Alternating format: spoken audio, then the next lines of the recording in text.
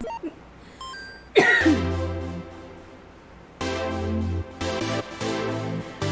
evening, Gnarly. Yes, you are first. Between you and Peg Priest, I think it's a competition to see who gets there first. It seems to be your own little wait, get to the screen first. It's that honour. You can't hear. Hold on. お兄ちゃん大好きなんかやろう Try that.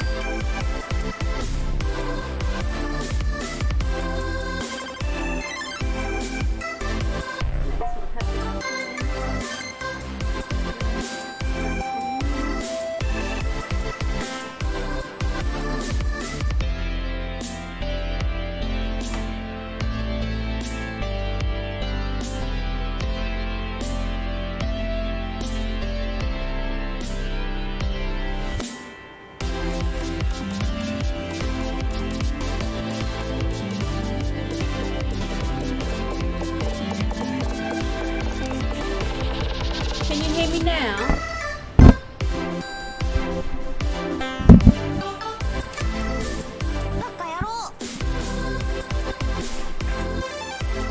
Can you hear me now? The music is too loud. Alright, let's check. Oh, no wonder.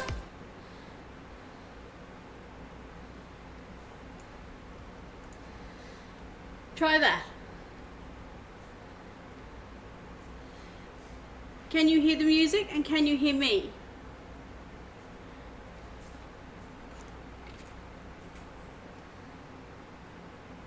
Now there is no music, I can hear you. I can turn that up, that's fine.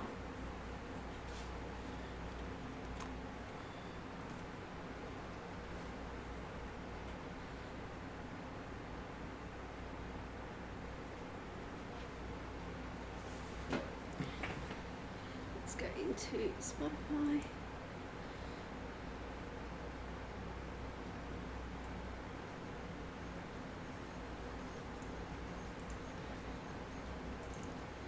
Try that. Is that any better? Is that a better mix?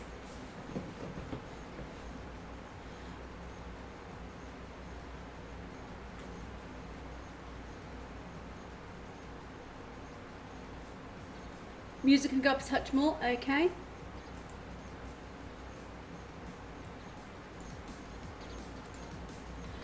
Try that. I'm just trying to take it up in small increments.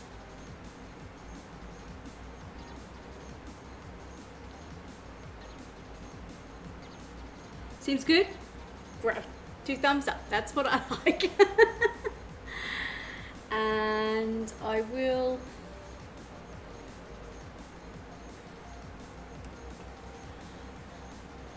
press that enough.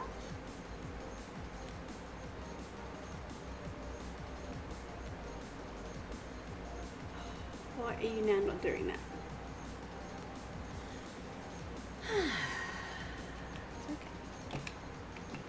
Sometimes the Stream Deck wants to work, other times it doesn't seem to want to.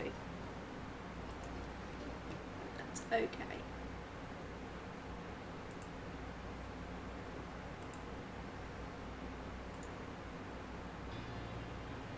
Calm blue oceans, calm blue oceans. Lots of calm blue oceans, lots of calm blue oceans.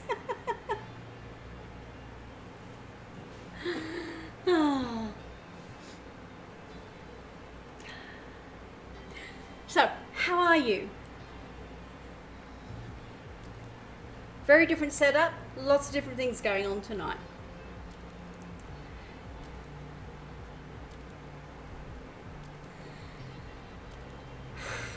Breathe. Breathe, take a drink of water. You're good, I'm glad.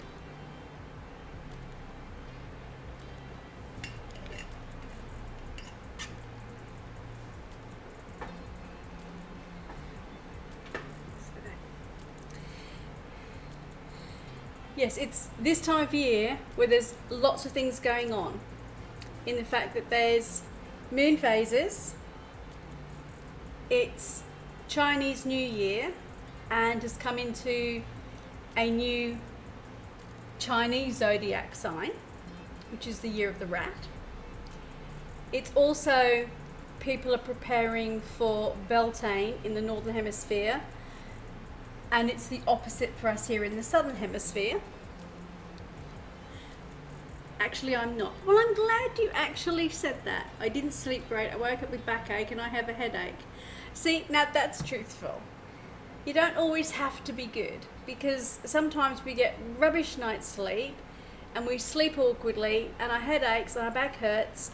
So I will send you some Reiki. So let me just...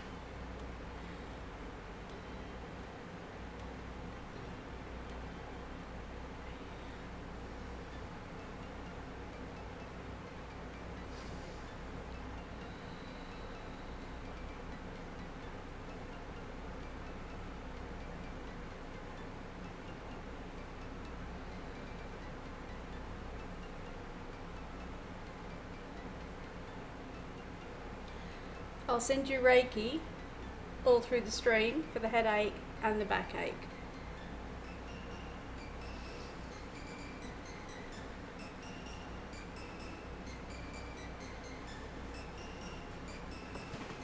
Just remind me to keep going.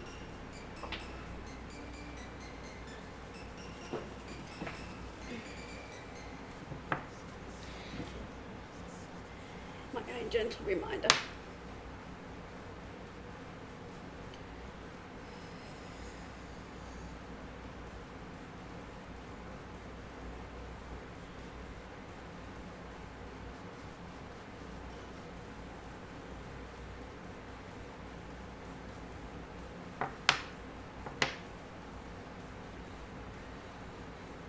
That's fine, I've charged those and they'll just keep sending all the way through as well.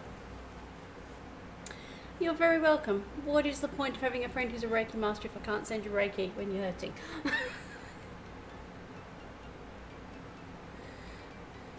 Is there a reason you didn't sleep well? If you got something on your mind? Was it just one of those nights where you're tired but then your head wakes up and it's like I can't sleep? I have those. It's like, oh, you need to replace your bed. I know that feeling. When Anna and I first came here, because obviously coming from England, we sold everything and we moved in and stayed with my son. Because it was such short notice, they picked up 2 free beds that were not great, but they served their purpose. But we had them for 3 years, and the mattresses needed doing. Now, I obviously, having had a spinal injury, I normally have a very high grade mattress, and Anna, with her fibromyalgia and chronic fatigue, has a softer one with a topper. So we were having real problems with backaches and neck aches and hip and everything else. So that's why we spent so much money on Anna's bed. The mattress costs more than what most people would pay for a bed. So, but it's worth it because it's a big long-term investment. And then I also got a topper that's this thick, the top of the range toppers, to go on top of this incredibly thick mattress as well. And the difference it makes is incredible. A fresh mattress, new pillows, and even with a great mattress, if you put a topper on it, the difference it makes in supporting your weight and your body, it's so worth it. But yeah, when you have to, you cannot, oh, my book's down there, and that's what you're trying to get to. Excuse me, no, you can't have the book up.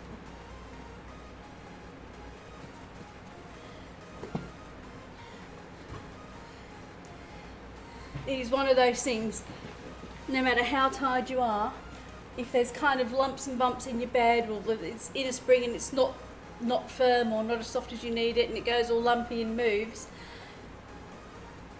it's really hard to get a good night's sleep. When you don't get a good night's sleep, it just impacts your day and then the next day. So how long do you think it's going to be before you can save up and grab yourself a new bed, or at least try to get even if you can't get a brand new mattress, get maybe one that's not so old, or get a really good topper to help it.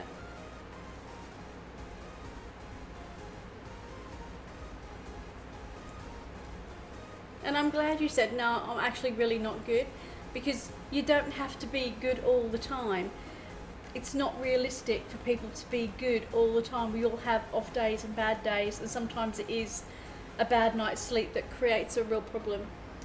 Not sure the mattress is decent, but I knocked out a few of the supports.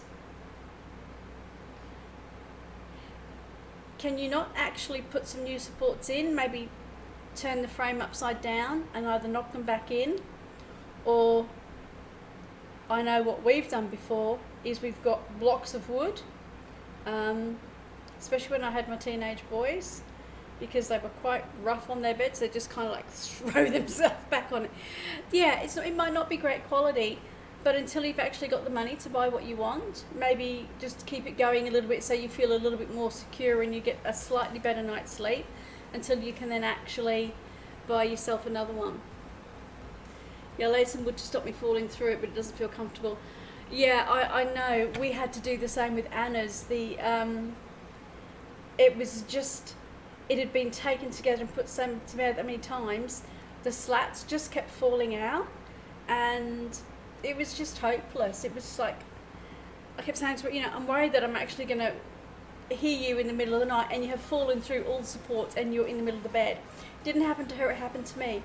The bed I had, although it had a metal frame, it was twisted, and I just went to turn over, and the foot, it never sat absolutely straight, and I just put enough pressure that it was one tiny little strut that was about that thick in the middle as its main support, and it just collapsed underneath me and the whole bed just went straight to the floor. And I was so lucky, because even that movement could have totally wrecked my spine again and put me back in a wheelchair. And I just said, and we couldn't afford a bed straight away. I said, I'm sleeping in a mattress on the floor. But yeah, that scared me, because I thought if I try to get another one like similar to that, I'm just worried that it's just not going to stand up to the riggers, because they're really cheap. And it's like aluminium.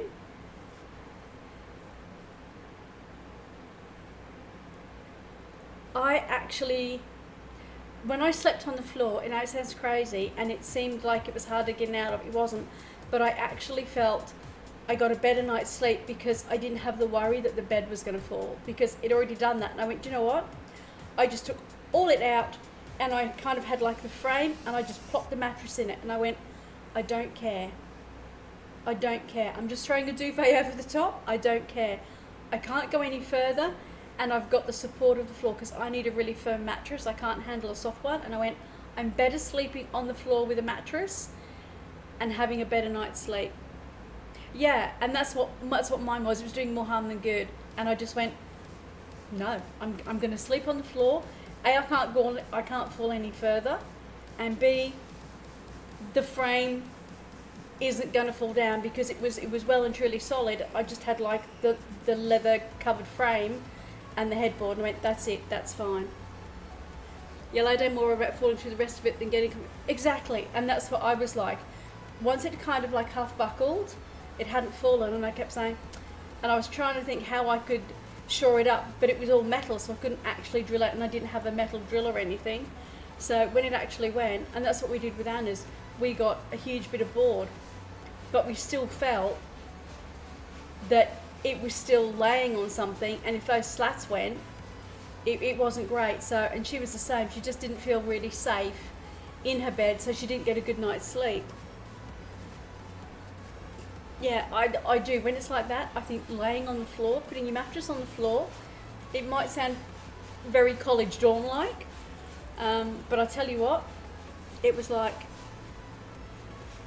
yeah, we had MDF board, and we had it cut, so it kind of went all the way along, but it still didn't help the really bad mattress. It gave her more support, but it still didn't help the really rubbish mattress she was sleeping on. So, and that was her problem. we needed a really good mattress. And when we went in, and we looked at the mattress and said, that's really the mattress we need. She said, well, that's $3,500. And we went, okay. But we were really fortunate because it was the last one they had. She said, but you can actually have it 50% off. So we actually got her bed and the mattress, which was like a $6,000 package, for just on $3,500. So it sounded expensive, but it was actually worth so much more. And it's made all the difference in the world to have a $3,000 mattress, and the topper was $300. And I said, it's 6 inches at the top. It's the top of the range one we could get, and it makes all the difference. She laid on and she went, I feel like I understand when they say you're sleeping on a cloud. And she said, it's amazing.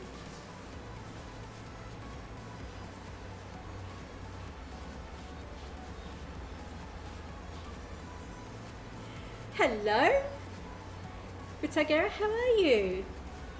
Lovely to see you in channel. And I am indeed a grandma. I am a grandma to 7 grandchildren.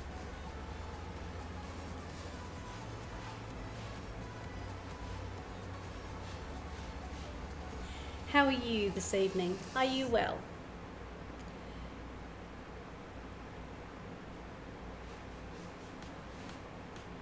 Yes, I have 2 of my natural children and 2 stepchildren, and between my 4 children I have 7 grandchildren, ranging from 2 to Samantha, who is now 20, should be 20, nearly 21. So yeah, they're ranging from 2 to 21.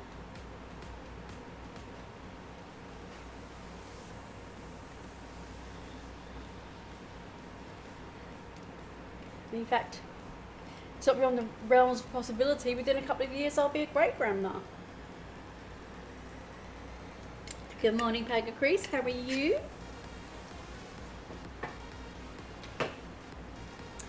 How are you this fine morning? It's very warm in Australia, and I'm really sorry I have got the air conditioning on, because you do see I Ching here. Very different tonight. We still have some tarot out, we still have oracle cards out, and we still have the universe and the wicker and the chakra. But as I was telling Nali, it is also the Chinese New Year, the year of the metal rat. So hence why I have some Chinese divination methods. So I will be doing some work with the year of the rat, some Loshu square numerology, and I Ching. I just realised that box is upside down.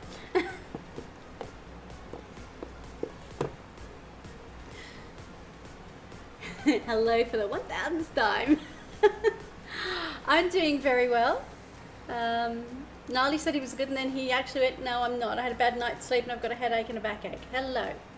Yes, there's lots of things you're interested in tonight, but you can go down onto the chair. Good girl. Onto the chair. That's a good girl.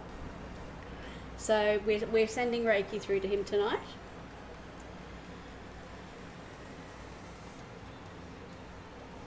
So yes, tonight I'm going to be using your year of birth to find out what animal you come under the Chinese zodiac, and I'll use that as your significator for any readings, and also do a Loshu square reading for you, and or I Ching.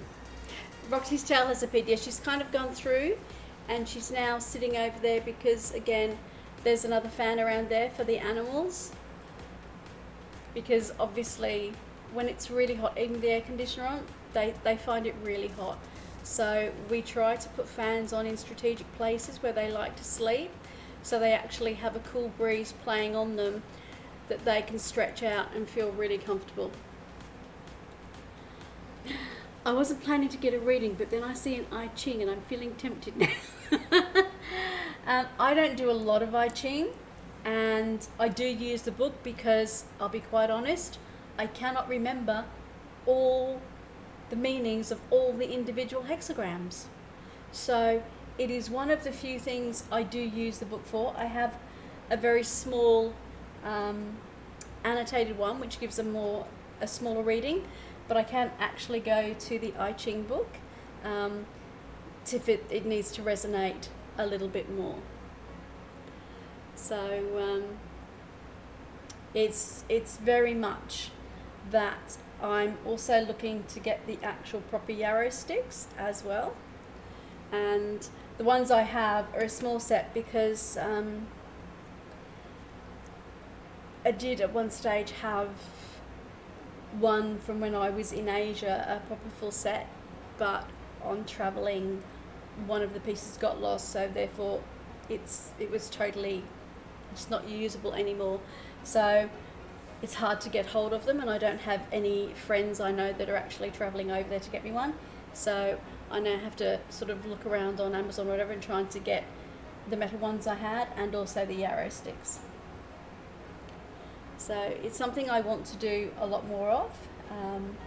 I used to do it quite a bit and that was getting quite good, but it's one of those things that when you're not using it all the time, you tend to forget the different hexagrams. So that's why the Book of Changes is there, because my memory's pretty good, but I can't remember all of them.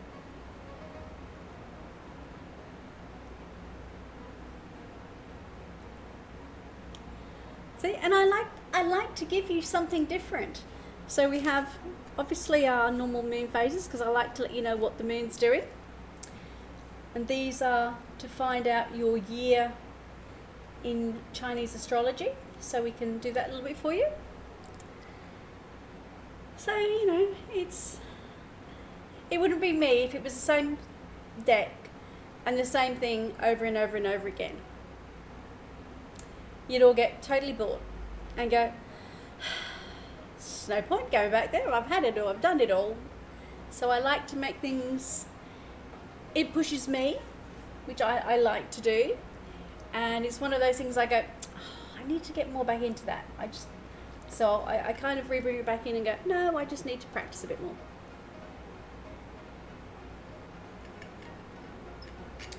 Oh, and Nali, I had a look at your reading. I will write some comments, but it was very, very good. Very good indeed. If you came up with the phrasing all yourself, I don't know whether you did or whether you got something from a book, your phrasing of the interpretation was very, very good. Really impressed me a lot. So you're certainly becoming a very astute reader, very intuitive, and learning the cards. And no, I was really impressed with it. Really was. So much from the book, I can't lie, but I'm reframed the whole thing into my own interpretation. Yeah, and it's the only way to learn is to actually do that, is to read it and then go, but what do I think that means? And there are going to be some cards, there will be a phrase they use in the book or a turn of phrase that you go, no, that actually sits well. And that's the key hook phrase that I remember this card by. Yeah, I would absolutely say that. Your language expression is extraordinary. And I mean that it is extraordinary. It is not ordinary at all. It is extraordinary. You have a beautiful turn of phrase. It comes out almost like poetry. It's really, really beautiful. Yeah, so it's factual, historical, mythological, and if you interpret it yourself, you can be super wrong with what you say. Absolutely. Absolutely. And that is why it is good to have somewhere where you can take it from the book, learn it, try to reinterpret it, but as you say, there are some things that are very historical that you need to know. It's why when I get new decks that don't follow the normal tarot, I will often spend a while reading through the books going, what was the creator trying to say? What extra have they added into this? It's like my Venetian, the Golden Venetian Le Monde. I have never been to Italy, so a lot of the images there, I've seen some of them, but the history behind them and how they've been interpreted and used, and obviously some of the Italian Renaissance, it's information in there that I have to read and learn because I don't know it. And that's the whole point. You never stop learning, regardless of whether you're using tarot or oracle or any form of divination, unless you're a type of reader who, and some do, they will choose a deck at the beginning of the year, and that's the only deck they'll use that year to read with. And that's fine. If you're reading for yourself or they'll use it for themselves, I have decks I tend to use just for me, because it's my way of going, okay, this is me trying to interpret something slightly deeper and learn that deck deeper. But some will do it for even their public readings. They'll say, nope, this is the tarot deck I'm using, and it is the only tarot deck they use. They'll use one tarot and one oracle. But yeah, Paga Chris, I totally agree.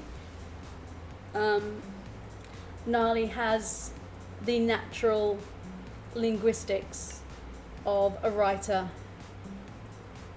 or a wordsmith, as they used to be called.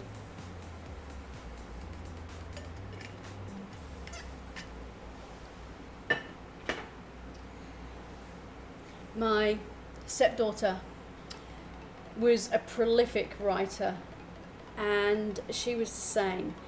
She read a lot, but she had a very good imagination, but she just had a way with words. And when I say she could write a lot, she could write 70 or 80 pages on something, and she would just write. She was just one of those who, like people who are natural born writers, it's how they get it out. They might not speak loads, but they write copious amounts.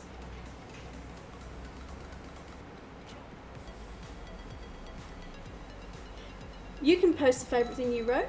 Absolutely. You certainly can.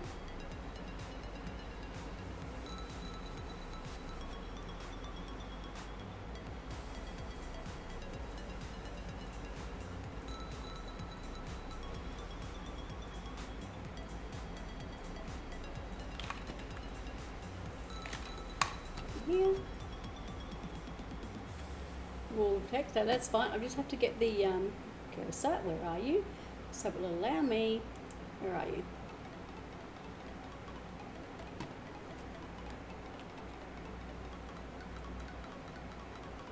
You on the other screen, come back.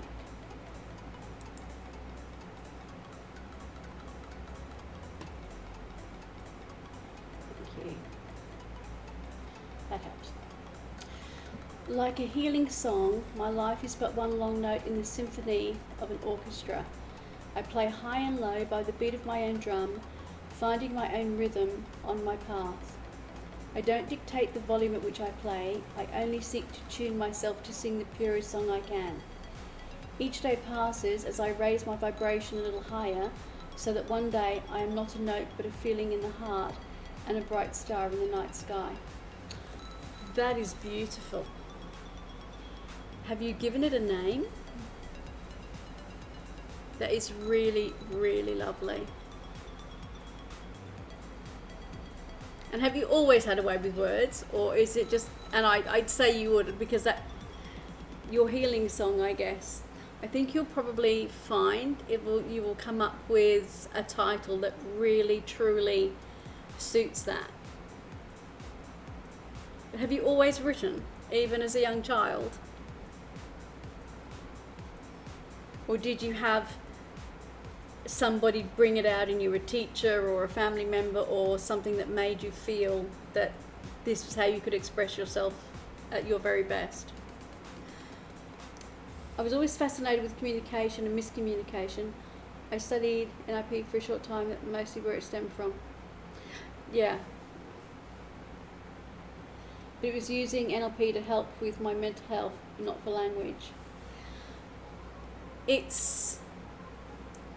I know clean language in NLP can make a very big difference. It is definitely a way of focusing on each and every word to get across exactly what it is you want to say, and, as you say, change how that thought process to what's coming out really does help. I know Marcus, the guy I talk about in Tarot Professionals, is,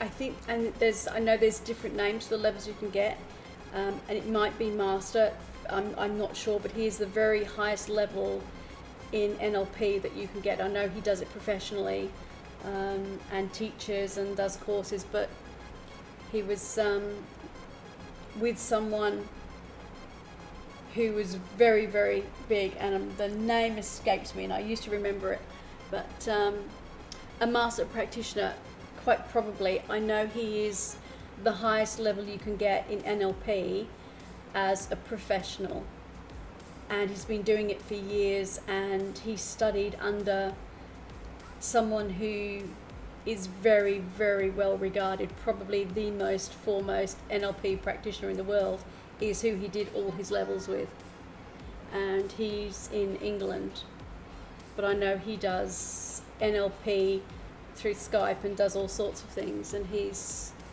uses it a great deal.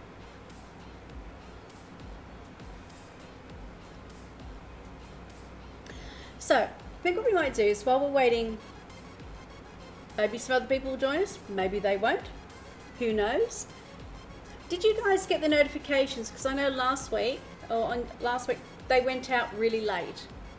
Some got them on Twitter, some got the Twitch ones. You did? Okay. Because I know Kiwi said he didn't get his till really late, and yet he got other things through, but it didn't go through. You were here, like clockwork. You absolutely were. You absolutely were. So we'll just go through. It is the waxing moon in Pisces. So it is Have Faith in Your Dreams is our normal waxing moon card. And that's the waxing moon crescent, which is what it is. And just the general waxing moon is the energy is gaining momentum. So it's letting us know that as we're actually building up from the new moon to the full moon, the energy is starting to increase, and that's why energy is gaining momentum, and sometimes we start feeling that building, that rising that's going on.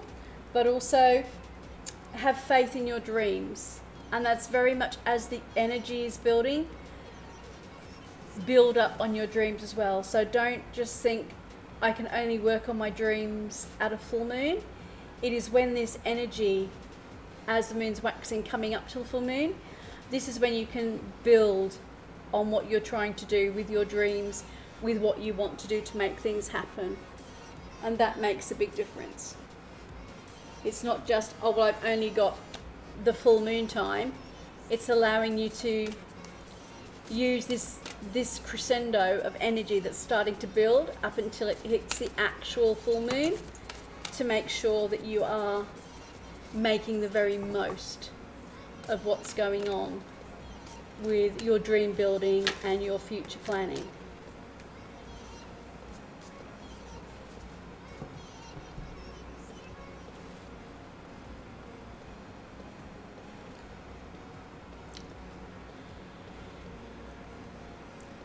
So would you guys, and again this is here for a reason, it is the year of the metal rat, so it is white metal, and this is very much the metal and the energy of this year. and this is actually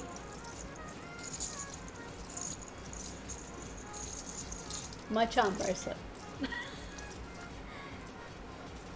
I have been collecting these since I was 18 years old, because when I was gifted, this is my 18th birthday, and it has a huge link that the charms go on, and that lock that works with it. It is incredible. Probably, as I said, I got it for my 18th birthday. I'm now 60, and when I think I was 45, and I've added charms since this happened. I was wearing it actually here in Australia, and had a big Melbourne Cup do on, and I wore it for that, and I was actually managing a shop, and I wore it because I was also going out to an event that evening. And this American lady came in and she said, "I want that." And I went, "I'm sorry?" And she said, "I want that." And I went, "Well, it's my personal jewelry. I'm sorry, it's not for sale. We sell shoes here. I don't sell jewelry." And she said to her husband, "Put some money on the counter." And they were American. And it's the first time I'd actually had someone who I actually thought was incredibly rude. Her husband took out a wad of cash and he said, "There's 5,000 American dollars. Will that pay for it?" And I went, "No, it won't." So then he reached into another bag and he put out another, and he said, "There's 10,000 American dollars.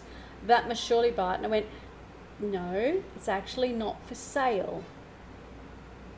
So he got out this black credit card and he went, "That card has unlimited access on it." And he said, "Write down a figure." And I went, "It's not for sale." And he went, "She wants it." And I went, "I'm not selling it. You can go across the jewelry store, you can buy one, and you can buy all the charms you want that you like, but you're not having this one." And she went, "There's charms on there I've never seen before." I said, "That's because they're antique. A third of these are antique, and a third of these are movable charms. And every charm has a story. This is the story of my life. These charms mean something. Every single one of them is either a place I've been, or a place someone has been and brought one back, or an event or something that's happened in my life." And I said, "You can't have it. This is my life story. This is my heirloom to pass on to my children." And I said, "It's just not for sale." I would have got some paper and wrote down what they couldn't see, "not for sale," and given it to them. It didn't matter what I said. And in the end, like, there were 5 or 6 people around in the shop, and they were going, "For $10,000, why don't you just buy it and just go and replace them?" I said, "Because they're irreplaceable. Some of these are antique," I said, "and are irreplaceable. And I'm not selling it." And then she said, "We'll add a naught on, we'll make it 100,000. It's surely got to be worth that." That's like, and she said, "And I'm in American dollars, not your silly Aussie dollars." And I went, $500,000. And he went, "We can pay that." And I went, "Isn't enough to buy this." and she was just like, it is like a tarot deck for the wrist. I have actually done divination with this, where I have gone and I've just gone, okay, I'm just not actually feeling which one it is, and I have just pulled one out, or I've worn and I've handed it to someone, pull one out that's meant something, and I have just given them a divination story from this. Yeah, and it was just this. She was so determined that it didn't matter what the figure was. I mean, they were obviously stupidly wealthy, or just stupid, because he was happy to do whatever she said. She just, like, numbers were just. And I said, "This is personal. It's family. This is my history. This is my legacy to my daughter." And I went, it's not for sale. And I said, "You know, there's charms on here that my mother bought me and my father," I said, "and they've passed away, and they have special memories." I said, this is my life and it's my history." I went, it's just not for sale." And she couldn't get that $500,000 American dollars wouldn't buy a bracelet. I said, well, go and buy it. I said, you can probably get in touch with loads of antique dealers and buy a lot of antique silver bracelets and make your own so much more. I said, you could go gold and get priceless stuff on there. I said, and you could make it worth $500,000. But would you care for a lovely pair of shoes instead? It was actually funny because they just spent $500 on shoes. And what actually happened was my assistant manager had done that and brought them over, and I was actually doing something on the till, and that's why she looked at it, and that's why she then immediately went over to me. All this time, my poor assistant manager was desperately trying to get her attention to get the car to actually put the sale through, and that's when I said, really have to have you put the sale through because we're now holding up everybody else in the shop, and it's still not for sale. And I said, and I now have to go at the back and do paperwork. So I just said, thank you very much. Really appreciate your appreciation of my jewellery. And I walked out the back. And so, yes. Yeah, and I know there are some people in the world, and I don't just mean Americans, but there are some people in the world who just believe it doesn't matter what the sum, it can be bought. So, yes, it was just one of those crazy things.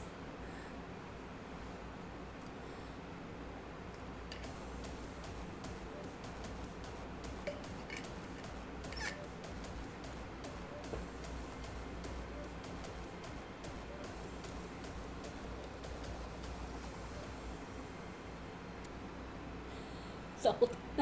Yeah, it's like, as you say, salt was the thing that everybody traded in at one time, wasn't it? I just saw in the emote. Absolutely was. And it's the way people are. Now, do either of you, would you like to know what your Chinese astrological animal is for the year you were born, if you do not already know it?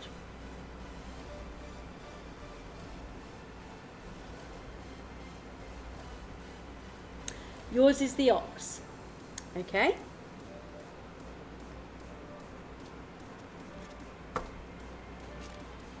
So, we know that the ox in the Chinese one is their beast of burden. It is very much, and what I did is I actually went through all the animal tarot cards today to pick tarot cards that actually have the 12 zodiac signs in. And this one actually from the Animal Totem Tarot, which is our strength card, is the card of the ox. And the actual meaning for the Chinese, obviously, as the beast of burden, the ox, is very much, it is strength, but it's also, not only is it beast of burden, it is tied up to them in wealth. If you remember that the Chinese astrological symbols have been around for centuries, and the ox for them was how they would create their rice paddies. It is what they would use to move things, and it is how they would live their life, having that in rural China to actually make a living. It's yearly, right, absolutely. It might not be then, okay? It's, you have the year of the rat, but normally the year you're born in is your sign. So I actually have printed out. So what is your, if you don't mind telling me, your year of birth? This year is the year of the rat. You will whisper. You can send it in a message if you want, and I won't tell anybody.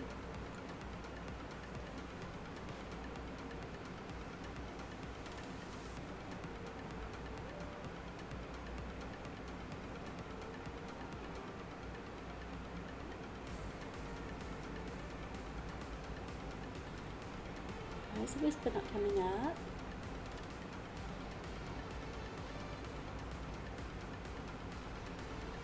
Hello, I'm your daddy. So Jupiter is the year.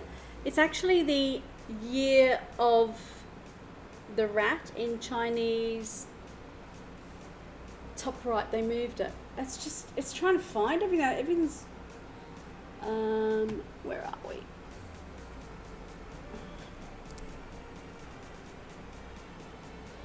Hang on, I may have to go into, it's not showing. Here, why are you not showing? Why are you not showing?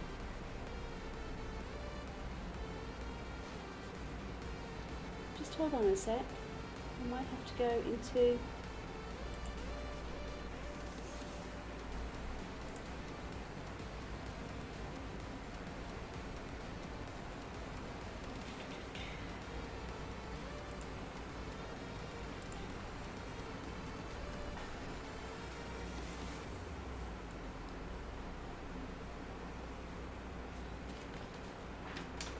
So I have my wrong glasses on, and I just need to check. So yes, I've got that now. Glasses on, and I just need to check. Right. Not a problem. Yes, I've got that now. Okay. On, and I just need to check. Yeah, not a problem. Yes, I've got that now. Okay. Right. So it is. Right. So yeah, it still is the ox. Definitely is the ox. Yeah. Yeah, it still is the ox. Definitely is the ox. So as I was saying, we have our normal moon phases going on at the moment, which is the waxing moon in Pisces.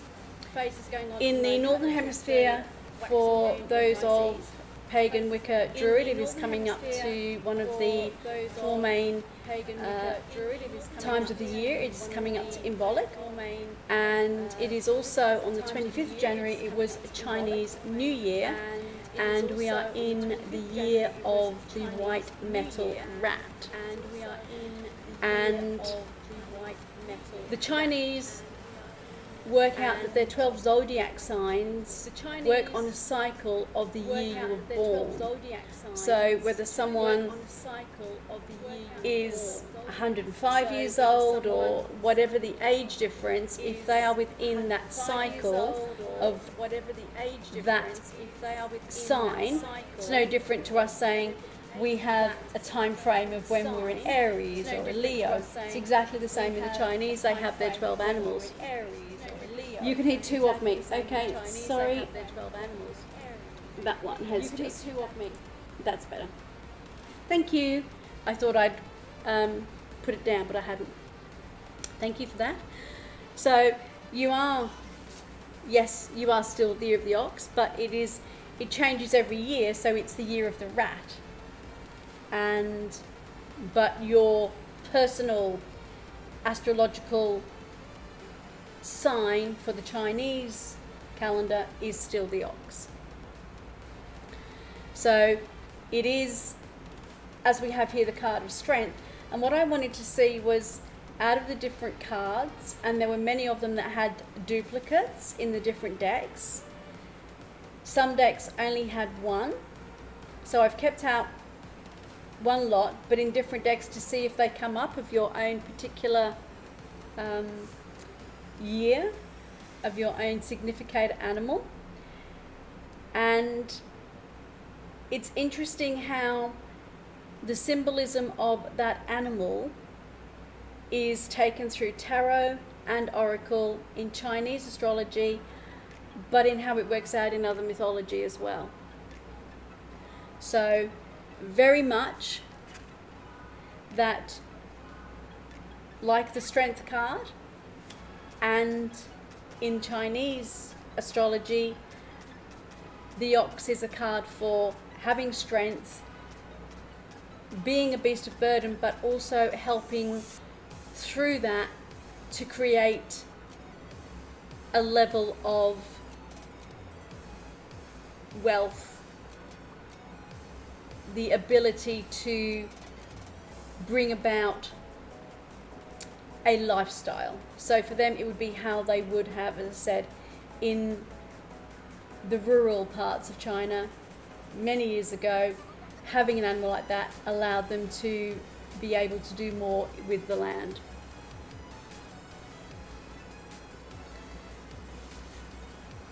So is there anybody else who would like to have an idea of their Chinese astrological animal?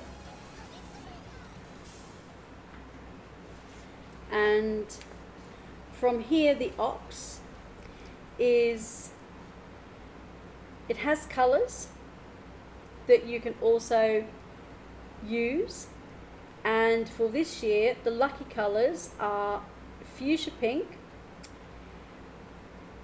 and cream, but the colour to avoid in 2020, the unlucky colour for the ox, is green. So I don't know how you feel about fuchsia pink and cream, but they're lucky colours for you, and it might be colours that you have in a single flower in the house or in a picture or something, but those colours are said to bring the ox this year closer to good luck and prosperity, but avoiding green, which is inauspicious for these this year. And those colours are incredibly important, because the one thing we find, as we know in our symbology, but for the Chinese, they're very much, good morning, I would like mine when you're finished. Absolutely.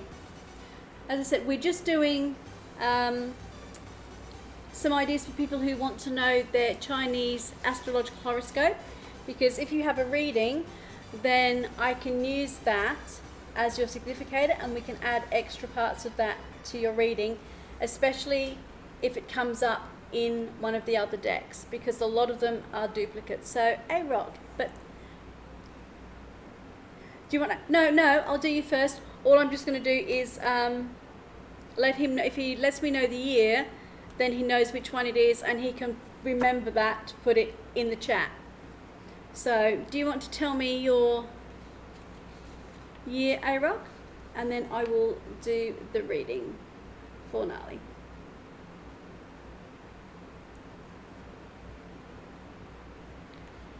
$1990. Okay.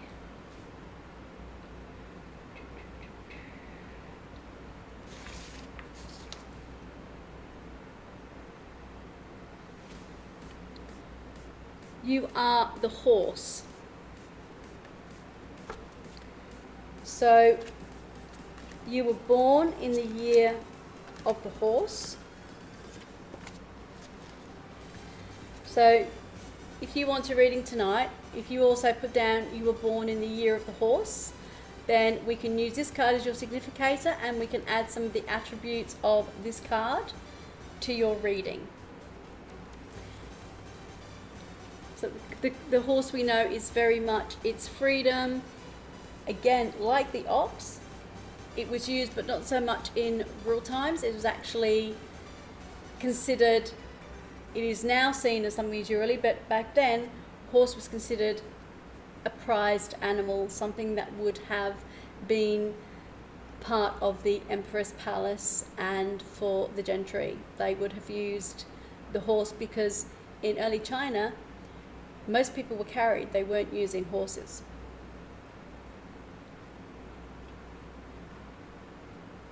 So let us see the cue.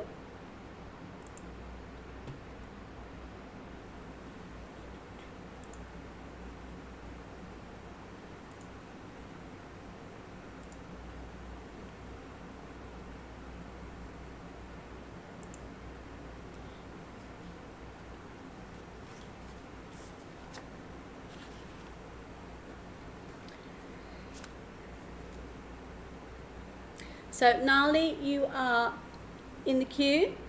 So the queue is open for anybody who wants to join.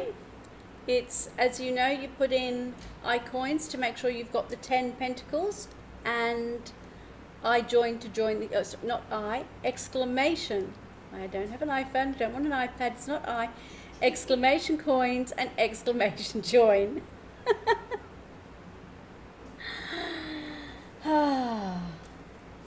So, Nali, are you wanting a tarot reading with the animal deck or the druid decks? And if you so wish, you can have an I Ching pulled for you as well afterwards, or one of the other cards.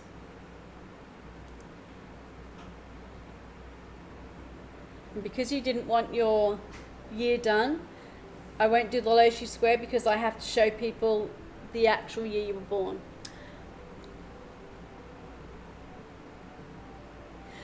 It's absolutely fine. The queue is open for whoever wants it. So you're not taking away someone else's spot, because if they want to join the queue, and we don't have a lot of you in here at the moment, so everybody can have a reading. If we have 20 people in the queue, that's different, but we don't. So while a lot of people are waiting to come in, then get them. You can have one every time you come in. It is not a trouble at all, and it is available to you, and you never know what these readings might bring out. Animal totem.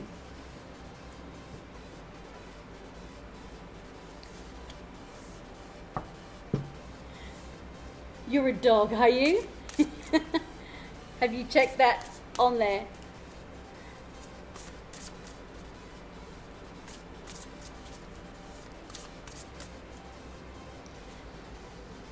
I'm a cat. Oh, you've known for ages. Yeah, I know. I'm a pig. You're a cat. You think it fits me? Yep, I think it does too. Okay, Nali, are you wanting a general reading or a specific question?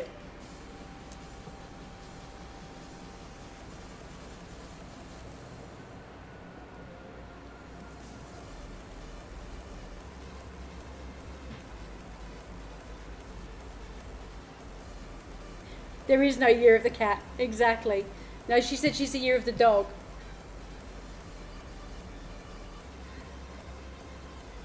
Yeah, there is actually no year of the cat at all. You're right, because the rat tricked the cat. But there is a dog. Okay.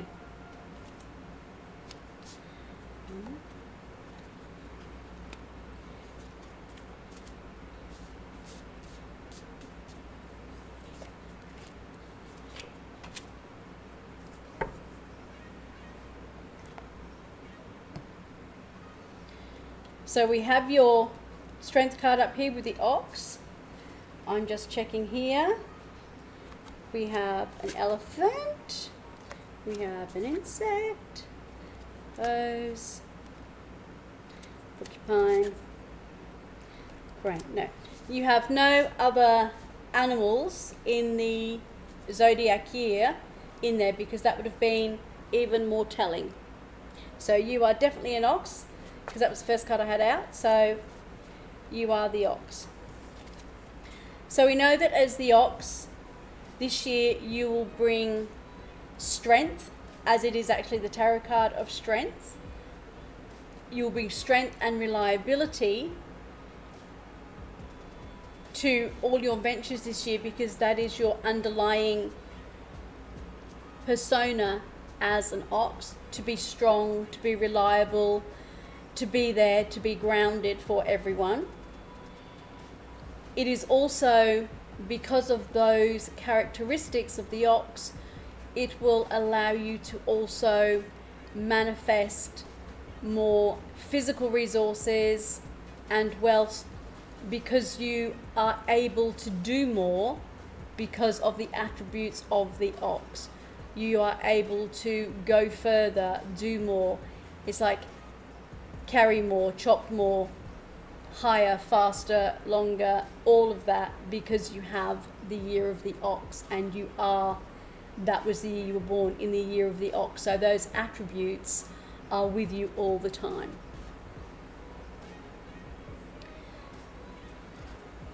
because of those attributes, when you have here the Three of Swords, which, as we know, the Three of Swords is the element of air, and it is how thoughts and words that are said can be hurtful and painful. As the attributes of the ox, you will take those quite stoically, in a way that it may hurt you. Do the Chinese elements have attached to them? They do. In what they have is the colours. So the 5 elements are the metal, the water, the wood, the fire and the earth. But they use the colour animal. So depending on the year, you will either have been a metal or a wood or a fire ox. And I don't have the breakdown of those. So you can, in the ox, I don't have the Chinese ephemeris I've been trying to get hold of online. I wasn't able to download it. Where it lets you know exactly when you were born, that puts you as to whether you're a metal ox or a wood ox, or what element actually goes with that. Oh, that's totally what I did when I joined. I wouldn't mention how crap I felt. I have to Google stoically. Okay.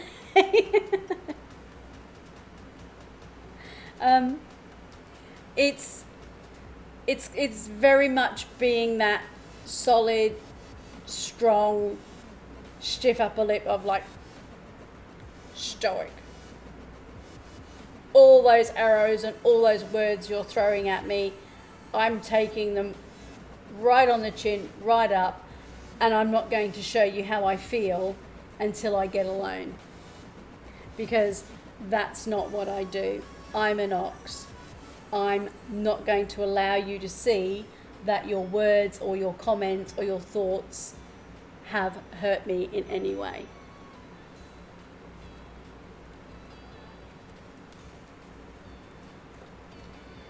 We then have here the Ace of Wands. The Ace, as we know, is the new beginning. It is that starting of something.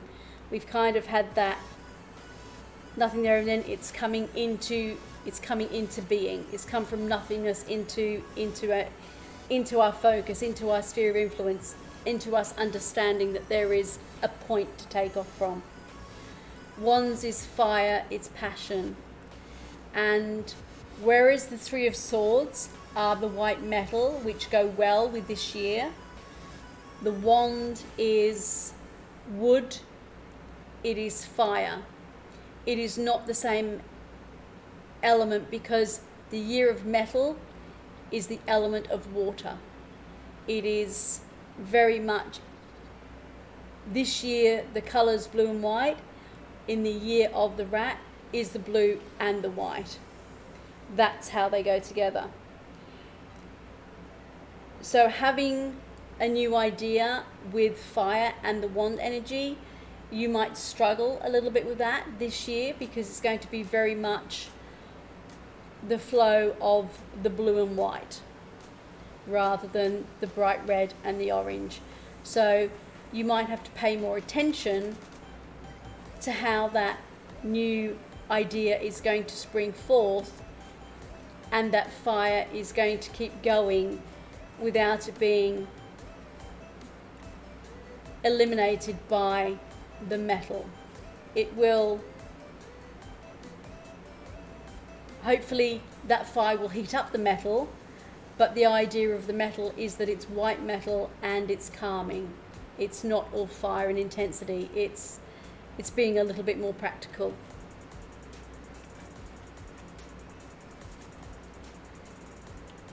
Having the Five of Pentacles is grounded. With the ox, that's good, because the ox is grounded. It is more earth. So the Five of feeling you don't maybe have quite as much as you want. having the ox attributes allows you to push forward that little bit more, and the year of metal is about accruing better business, better health. So the 5 of Pentacles being a grounded actually works well with the year of the white metal rat. And that's why sometimes when we overlay the Chinese astrology, it slightly changes how the elements work, because it's how they work in the year of what it is at the moment. So that 5 isn't going to stay a 5 a great deal longer, and if you almost dig deep for the attributes of the ox, it will allow that. And especially when you see the wheels on the ox cart and the wheels on here, that is going to propel you forward slowly but surely with the attributes of the ox, taking the 5 of Pentacles into the 6 much more quickly. Is there a way I can find mine out? As in what element ox you are? Yes. What I'll do is I will research and see if I can remember the era I was in to find out more about it and let you guys know. All right? Yeah. Oh, you're on Google. Fair enough. I know there is a different way they do it to actually find out. And there might be a calculator to let you know if you're an ox, but which element of the ox you are. And I can't remember whether it's just the birth date or if it's with the QR numbers that they use.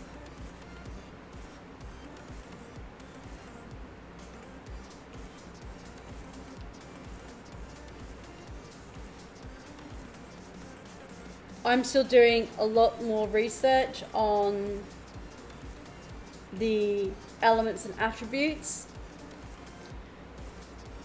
You might be wood ox.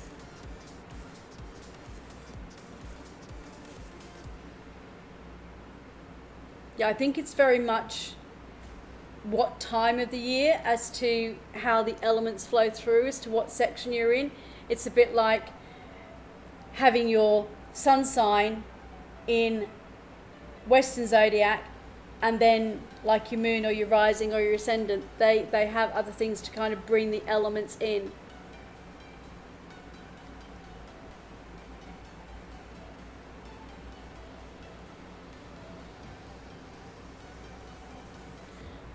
I wasn't clever enough to kind of work out a calculator and put it in the panels and stuff.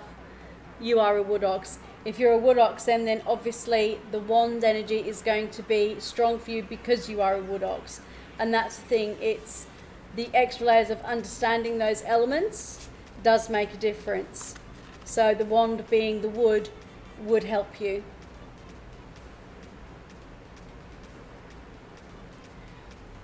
And as I said, going forward with the wheels here, very, very strong. As I said, I could only find certain images, and this was the only ox images in all the cards of animals I have. That was the only ox. Lots of biases and other things, but the only ox. We then have the 5 of Swords, and we have our porcupine. So again, because it is the metal year, you've had the 3 of Swords and you've gone to the 5, having a few little battles and skirmishes, but because it is the white metal, they're going to be more minimized because it is the year of white metal. So allowing that the porcupine and the 5 is very much that bristliness. So when we're having an argument with somebody and they bristle with annoyance at what we've said or the thoughts and communication we've tried to get out, and because you're linguistically very fluent with how you articulate your ideas. Someone may actually find that really wonderful, your boss, but there may be others who are a little bit jealous of how you communicate and how you portray ideas and bring things across, and that may cause them to almost try to ride you a little bit and say, oh, you're being a show off, or, you know, highfalutin language. Do you get what I'm saying? That other people may put you down because your communication skills are really good. Yeah. So, and this year being a white metal year, your communication skills will be honed even finer because of that.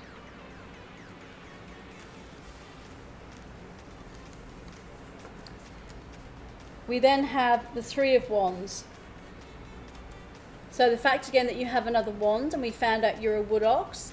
The Three of Wands is a wonderful card anyway, because it's like being able to go through the portal and going out globally to the world with what it is we want to do, taking our ideas further, taking our projects further, and having the Ace of Wands where you had the start of an idea, having the three in the same reading lets you know that that idea is destined to go out there, whether it be online or in a different way, to be more global.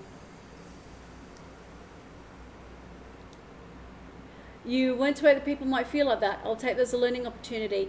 The only reason I say that, because when I was at school I had the nickname Dictionary because I had a very good vocabulary, and it was actually almost, it was said by my friends in a way of, if you want to know a word, just ask the dictionary. She knows them. Whereas other people then took it and used it derogatorily. Oh yeah, the dictionary, she'll just, you know, the words just pour out like rubbish. It is a two-edged sword, literally having a good vocabulary and being articulate. It can help you in so many ways, but for other people, they almost think you're showing off, you're trying to prove that you're better than they are, that you're getting your point across in a way that they can't. And it's because they don't have the words or the ability to articulate them the way you do.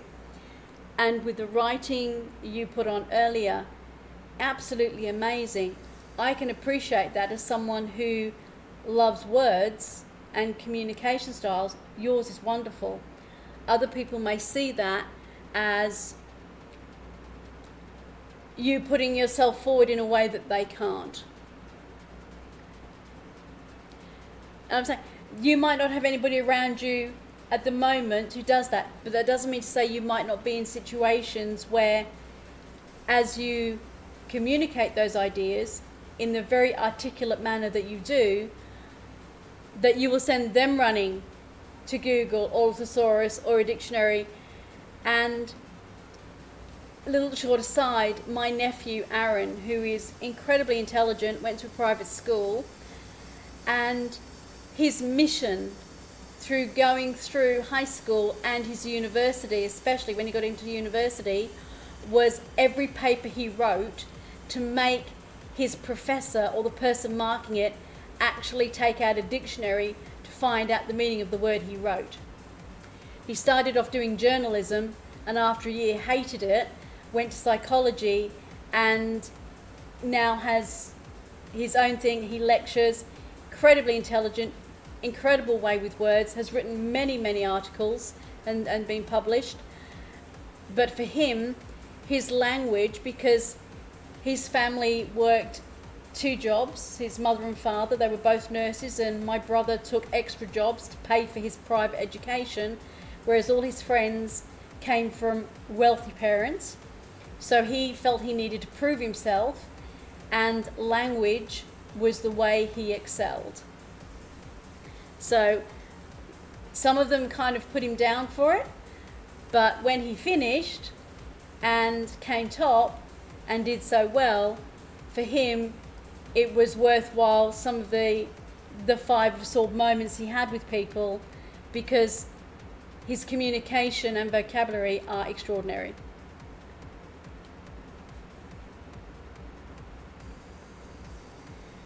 So having the Three of Wands after that Ace, having the 3 and 5 of Swords, allowing you to realize that sometimes your words may hurt people, or you may be hurt by other people's words, and it may be that it's not so much that they're hurt, but they misunderstand because they don't know some of the words you're saying. So that is something, depending on what you're doing, to pitch your language and communication at the level of the people you're talking to.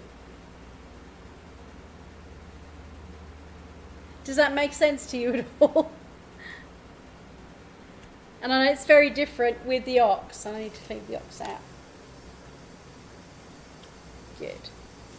I need to keep the ox with these cards. They're all, yep, definitely does. So, would you like... This is where I have trouble when people say just be yourself. It is being yourself, and you don't have to be trying to dumb down your level of talk naturally, because you are an intelligent person. If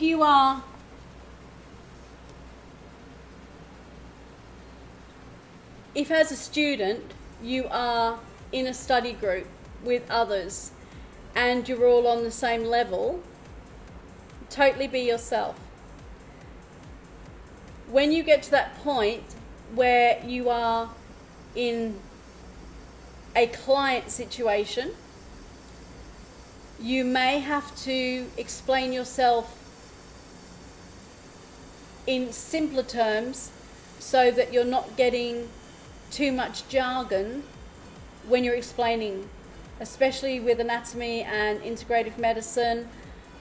Some of the terminology can feel very foreign to people, and when you've studied it, it feels natural, but there has to be a way of maybe saying the word and so they don't feel, but then saying this means, the easy way to explain this is ABC. So when you're writing your papers, go for gold. Put as much detail, the words in, all you want to do, show them how brilliant you are. When you're with your study group, you're all learning, and if you're better at communication and language, all you're going to do is push them to understand it better so they can talk at that level. But with clients and when you're doing case studies, that's when you need to moderate, because you're still being yourself, but you have to bring your level of communication to the level of the client you're working with. Now, it may be that whoever your client is at any particular time, they will understand. It might be a nurse, it might be someone with medical training, and they will understand all the terminology you use and will appreciate you're talking to them as an equal. You don't have to talk down to other people, it's explaining it in a more simplified version. So you may say the terminology and then explain it.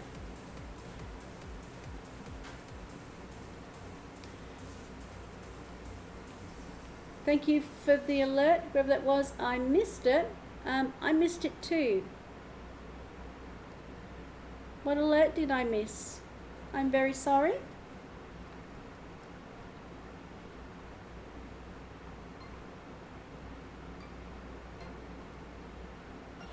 I love there is a Reddit thread that is actually called Explains to Me Like a 5-Year-Old, and people ask for explanations to stuff they don't understand. Yeah. If I talk like that, but I have to talk another way for the sake of others. Yeah, it's I could spell stoically a second ago. I could use it in a sentence but couldn't tell anyone what it meant. Yeah. Should have event list. I don't know what that means. Oh, thank you for hosting me, Anna. I heard it but was fading on the screen, so I didn't see it. Not a sub or a follow. That's okay. Fair enough. I thought I'd missed something. I went, no. Yeah, so I'm not trying to say that you should dumb yourself down. Not that at all. But can you understand what I'm trying to say? You have to talk to the audience you have. And that will change. You might see 10 clients a day, or do 4 or 5 in a clinic, as a student clinic, and you may have to change how you communicate. That's part of learning how to be a therapist in a one-to-one health situation. Hello Heather, how are you? Way to cry for attention, me.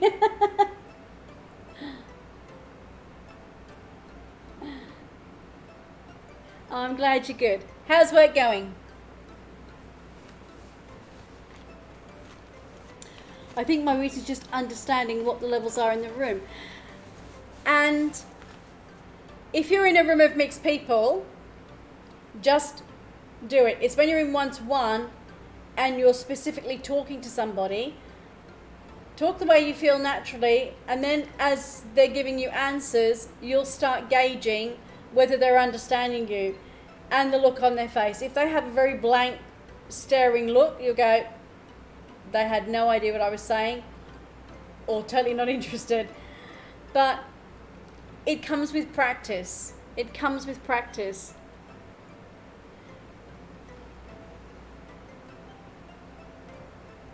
I'm glad you're good. Anyone ever found themselves saying like this but not like that? Yes. Yeah. That's the most confusing. It's almost like you say, on one hand, it could be like this. On the other hand, and doing it that way. So,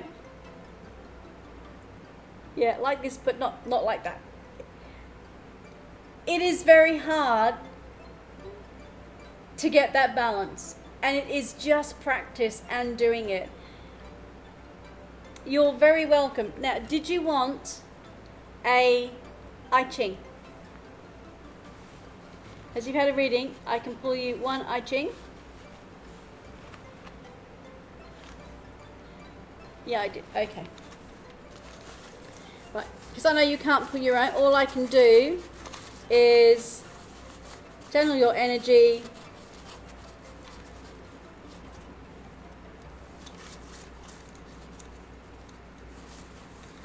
And what I'm going to do is I'm going to put 3 down, and you say 1, 2, or 3.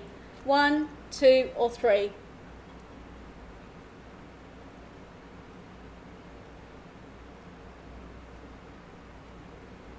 Three, okay?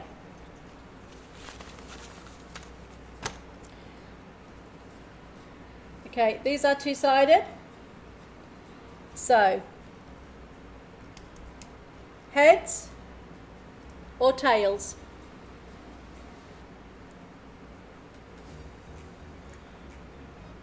Yeah, what is simple for us might not be simple for others sometimes. Absolutely.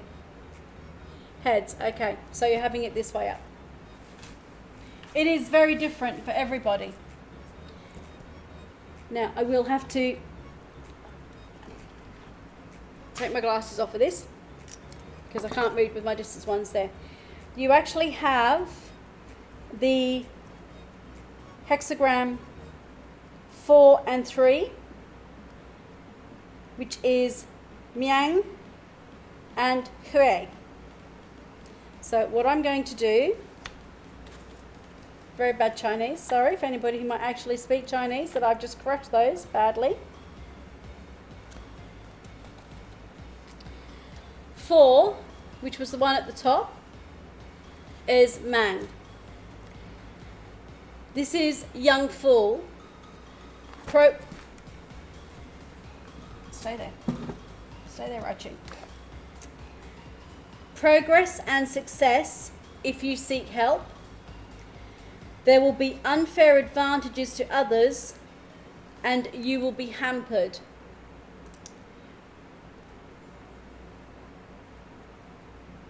So this is saying you might feel like the young fool, but there will be times you have to ask for help, and you will feel that there are other people in your sphere of influence that have an unfair advantage and they're almost leapfrogging you. 3 of Kun, difficulty at the beginning. There will be great progress and success, and the advantages will come from being correct and firm at the start. So having the two together, this is the yin and the yang, is the fact that in some part of the situation, through the project, through the whole course of what's going on for the next month, the Qing normally works, is that you will find the yin and the yang of at stages feeling like you are being disadvantaged and others are leapfrogging you, and that will be very much more in the beginning. But as it progresses, so from like the ace, that might be where you feel, because it was an early card in the beginning, that you will feel disadvantaged, that others have more of a leap forward than you have. They'll be giving greater help, greater advantages. But as it goes to the 3, which is further along and it's progressing, you will then feel that you have made more progress, caught up, and then exceeded that, because your progress will go further, and you will understand that they needed the more help because you felt like you were being stymied, but it actually, you had the greater ability to not only catch up to where they were being extended out and like leapfrogging you, because you would not only catch up, you would then extend into that. So they actually needed to be given that advantage to make the playing field level. Does that make sense? Because it's not that you're the young fool and needed extra help, it's because you're exactly not that. And there are others who needed to be given an advantage to make up for the extra advantage you already have. But it will feel like you're being disadvantaged.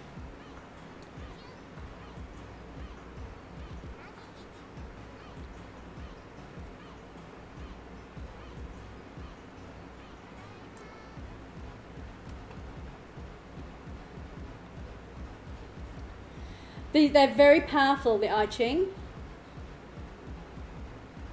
You got the Fool, yeah. Does that help? Yeah, I was here before, had a hard time doing it. It was 2 weeks ago. They're very powerful. Yeah, I don't think you got your reading, I'm Your Daddy. I think you had to leave, so we'll make sure you get in the session. They are very strong. People almost see them simplistically, but they're not. They're very powerful. Very powerful indeed.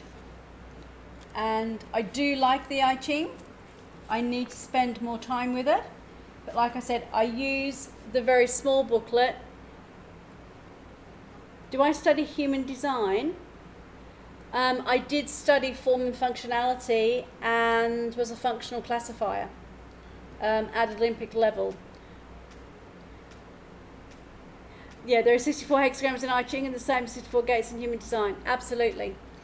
There are so many nuances that cross over between divination methods. It's like with the DNA and the Hebrew and the amount of codons in human DNA all being exactly the same number. That's why to me divination and science are like this. They're actually intricate. It's like the Fibonacci sequence in mathematics, and again, form and function. It all goes together. Everything is interconnected. That's why I love it so much.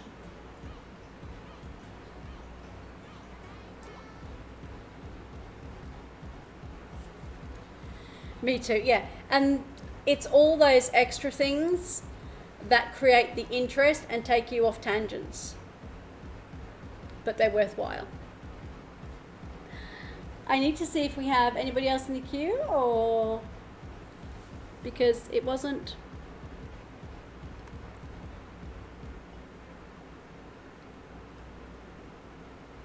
I don't know why it's not doing that. Divination is in the DNA. It absolutely is. It absolutely is. And as I said, I studied genetics for quite a while, hence why I took the name Tarot DNA. And if you go to my website, there's going to be a lot more on it eventually.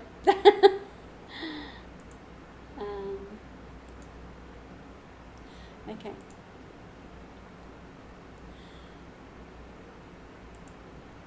Okay, so the queue is open. You're back and your head are feeling better too. I'm going to do some chores. I'll be lurking in the background. Thanks again. That's fine, Nali. I will still keep sending the Reiki to you. So that will definitely be helping. Can you have a reading with I Ching? Absolutely. You can have a full reading with I Ching totally. It's just if someone wanted a tarot reading, they could then have an I Ching, but I can do a full reading in I Ching for you.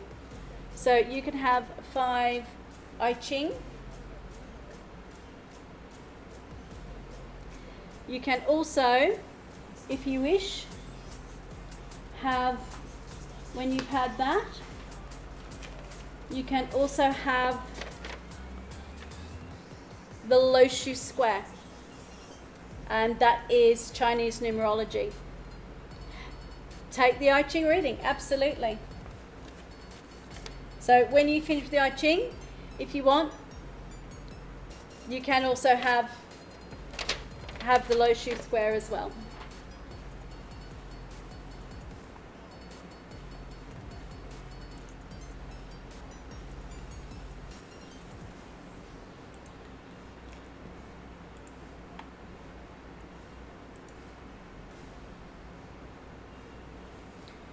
As I said, sometimes we have quieter nights, and other times. Okay, so what I'm going to do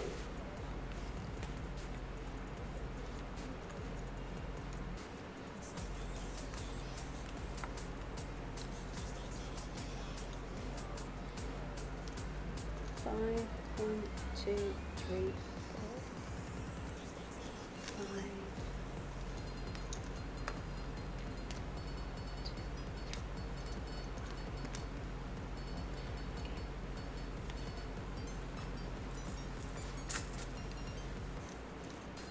Right, these first 3 piles are in 5. So you can pick a number 1 to 5 here, and I'll take out that in order. So 1 to 5 on this pile will be the first number 5, 1, 2, 3, 5. 1 to 5 in the second pile.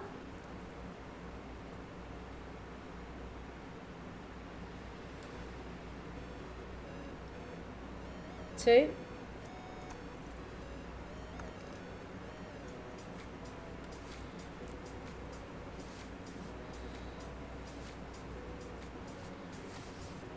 1 to 5.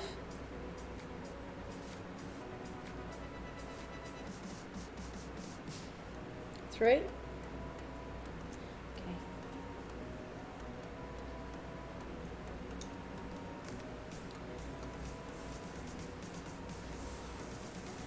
1 to 5 again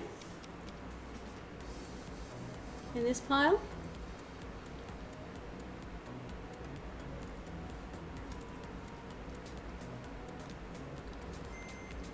1 to 5 again.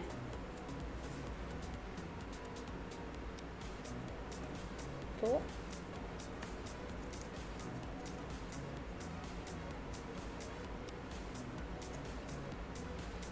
And 1 to 5 again. 2.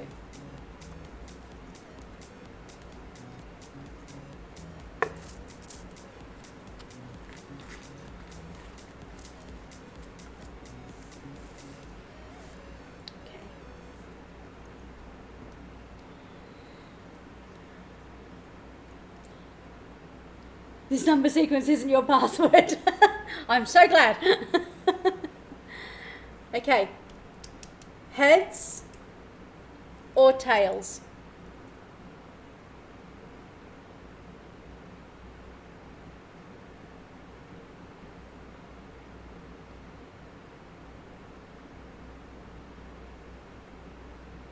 First option, heads. Okay. 1 or 2?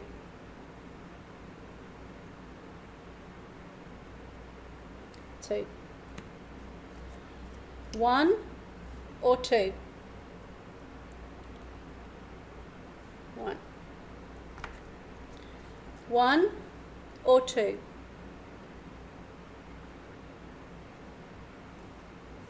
Going to be 1, 2? 1 or 2? Both 2. 1, 2. Okay. When you're not here, that's as random as I can do it, is do the groups of 5, take one out and then add the other one in to give you that balance, and then swap them over so I can see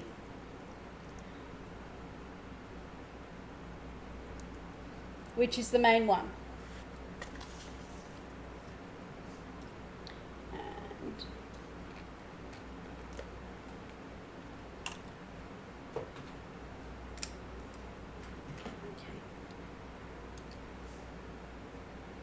okay. Top one is 19 and 20.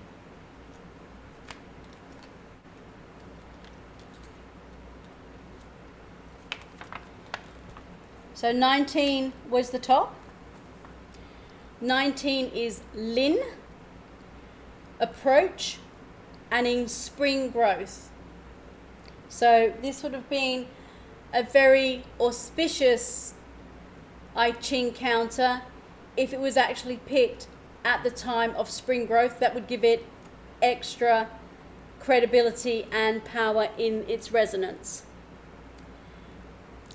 There will be great progress and success, while it will be advantageous to be firmly correct.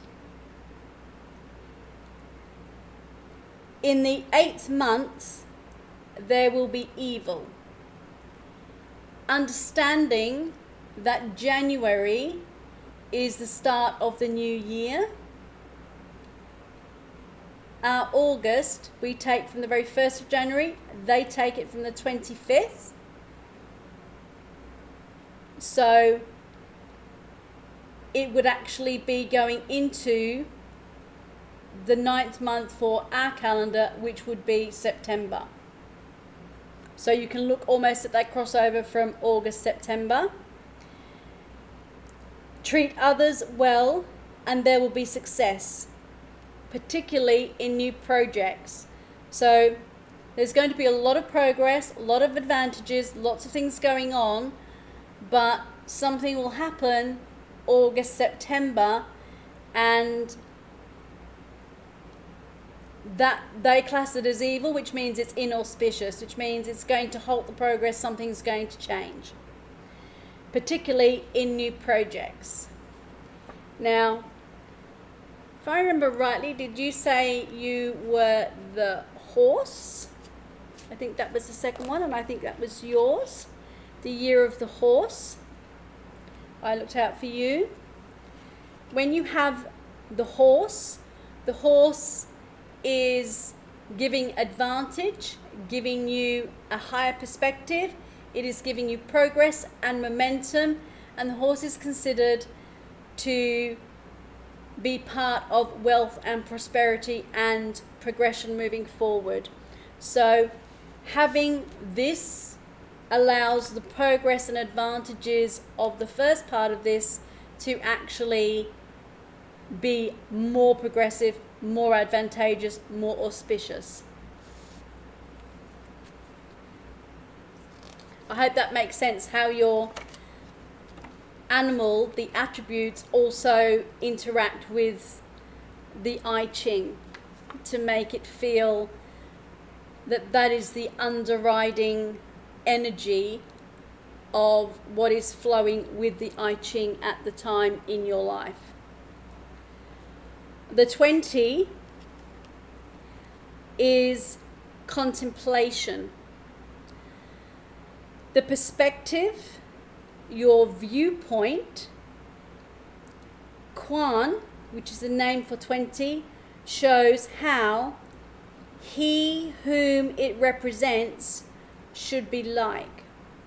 So this is saying that you should be in complementation,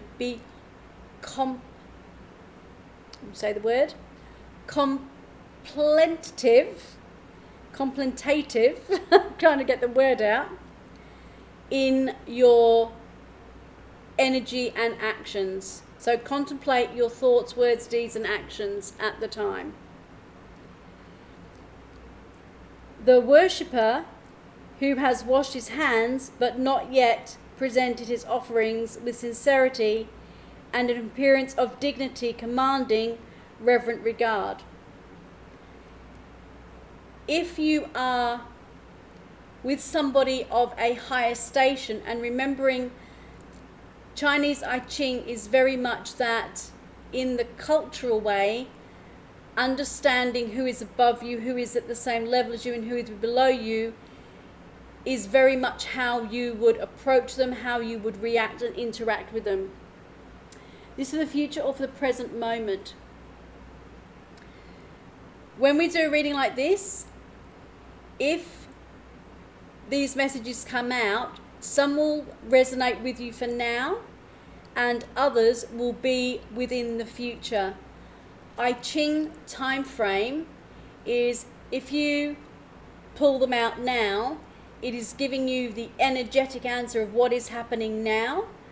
But these questions, the answers that come through the I Ching, will resonate with you for up to a month, unless you are doing a full-on year reading with the I Ching to map your future with the I Ching.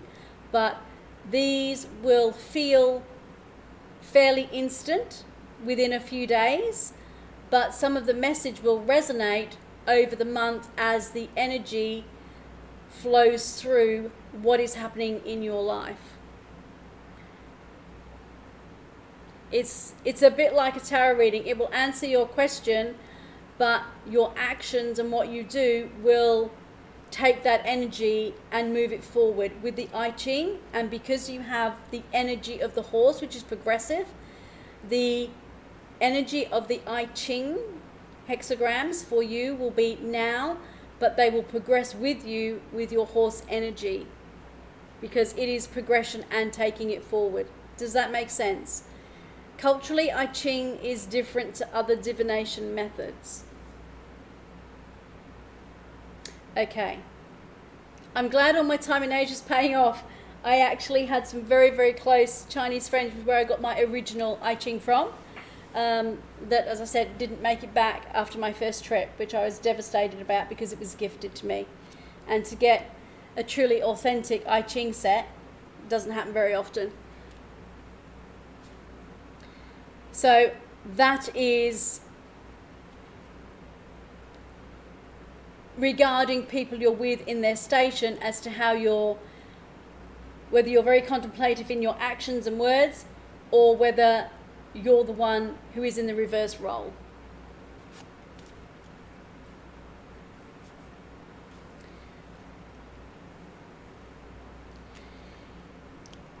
Examine reverent regard and take time to examine your own motives before acting.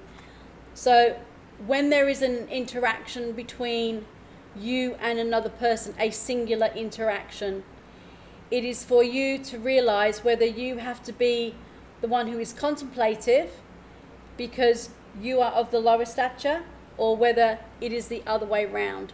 I said, remembering this advice comes from a culture where everybody knew their status in the hierarchy.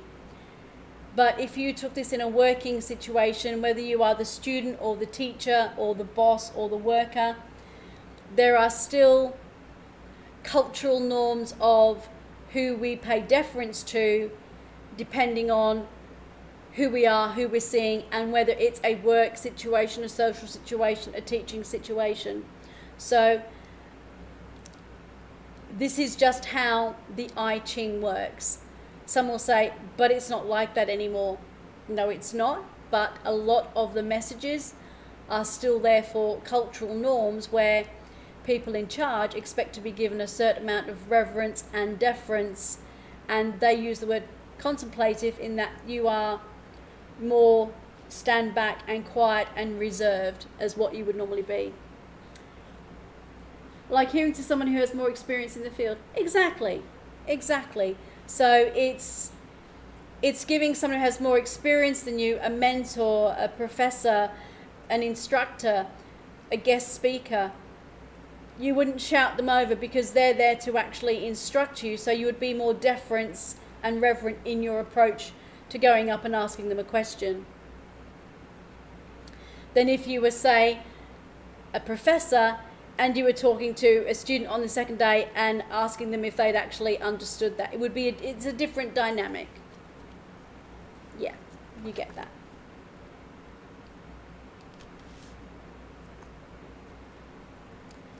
We then have 14 and 13. 14 is the superior hexagram. So the one that's on the top it takes precedence over that. 加油 is abundance. So there will be great progress and success, and you are getting a lot of progress and success both with your animal and with the two that you have already. There will be good fortune and advantage in every respect. Just keep an eye on things and do not be complacent. So there will be progress in what you're doing, but then thinking that everything's just going to go along swimmingly, and that when you become complacent, that's when things go off the rails because you're still not keeping an eye on it.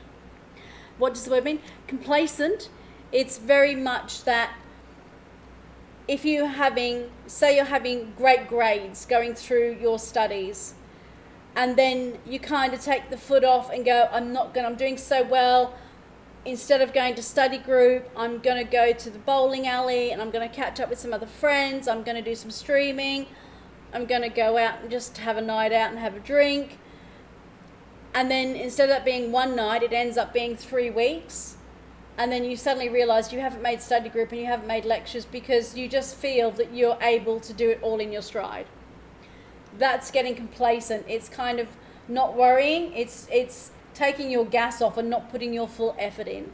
So making sure that even when things are going well and things are successful and you're getting great grades and great marks and doing well in all your studies or at work or in relationships, that you don't then take people and situations and things for granted. You have to keep working. It's keeping a steady pace. It's not going so fast out that you feel I don't have time to eat or sleep or take a shower. It's steady and reliable, and there will always be progression with the horse. And sometimes it seems like it's very fast moving and overwhelming, that you're just doing so much so quickly and so well that you think, this is easy, this is a breeze.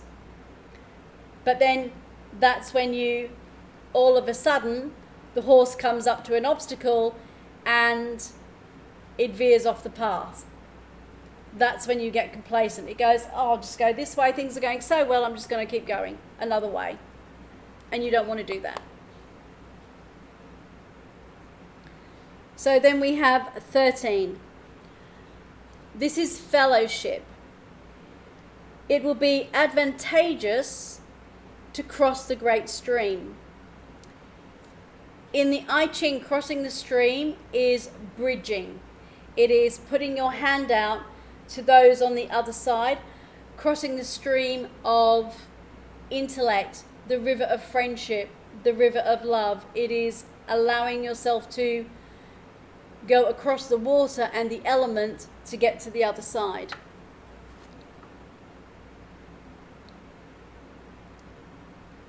It will be advantageous to maintain the firm correctness of the superior man, work with others for success. Again, remembering the culture the I Ching comes from, keeping the correctness of the superior man is being an example, leading by example for others. An emperor, a prince, the liege of an area would lead by example in his life so that others could see what to aspire to. And if it was from birth, it would be the correctness of acting in a way that befitted the birth and status and station of that person, of their family, and of their lineage. Definitely a leader, but it's having that ability to not only lead but live and lead correctly, to ensure that everybody feels welcome, that everybody feels listened to, seen and heard, and that there are rules, a bit like the emperor being there for the vulnerable and those that can't take care of themselves. Having the firmness and correctness of the proper man allows you to take care of those who can't take care of themselves. Does that make sense? It's very different language in the I Ching, and it is very culturally intoned. And this is a less formal version than this is, and this is very, very in-depth. So when I do private ones, we go through this quite a lot.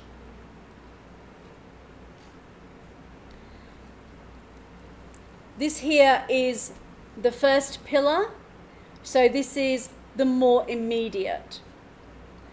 Having the middle pillar is more coming into the next week to two, and I did these ones as more the last of the month. So I did this almost like a month from now being the beginning of the year, of the lunar year, almost to the same time, so it'd be almost to the end of February, as in the time frame of the lunar year.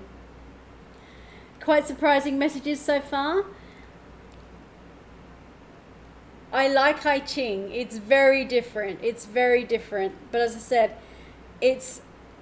I haven't got to the point that I can remember every single one, and it's very precise, and trying to get the intonation and the cultural consequence of the I Ching across at the same time. We have 20. Okay, this is a special one. We actually have 29 on both on this one.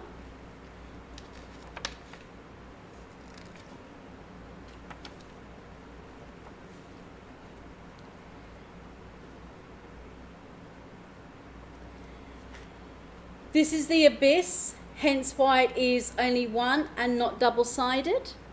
That's also your birth date. In that case, then this has an extra special meaning for you. If any I Ching is the number of your date of birth, of your birthday, that date, it has an extra special meaning to the energy of you in your year as well.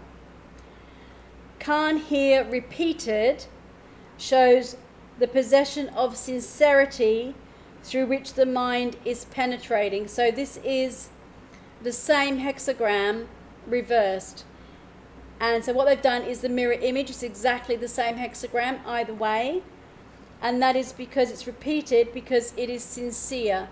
There is no flip side to sincerity. So if you had a different hexagram at the bottom, it would say, I'm only sincere up here, I'm not sincere down here. So when they have the same hexagram, top and bottom, like this is the abyss, meaning sincerity, it's saying the abyss is all the way through. It doesn't matter how dark or how light. It doesn't matter the time frame. Sincerity is sincerity. It is all the way through. There is no half measures. There is no flip side. I didn't even connect the dots until you said it now. What does it mean to be reversed? It means like each one of these here have two numbers. That is one.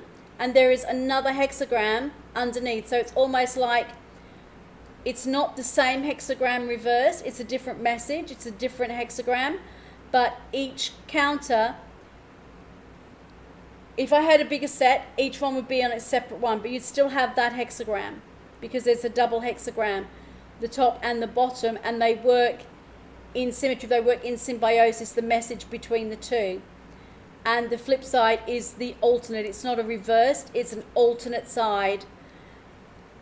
This particular one, when they're exactly the same, is telling you that's why.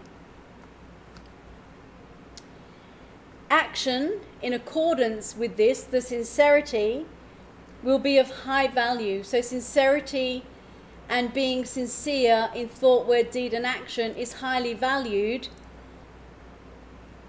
as a cultural norm. Remember, being sincere and truthful is extremely valued in all cultures, but specifically when the I Ching first came, being sincere, totally sincere, pledging your sincerity and allegiance to your Lord Liege, to whoever was in charge, gave you a level of protection and greatness that you would not otherwise have been afforded. Authenticity, absolutely. You may be struck for a while. This is not a good omen. When that says you've been struck for a while, sometimes when we have sincerity and authenticity, because we have high values and a high bar of sincerity and authenticity, when you're not prepared to compromise on that, sometimes things can be difficult to stick to your boundaries or your principles, as we would put it now, to not allow others to sway your strong boundaries, your strong stance. And that can create a problem, and in their terminology, this is not a good omen because you may be stuck for a while until that situation changes or you feel you can move in another direction.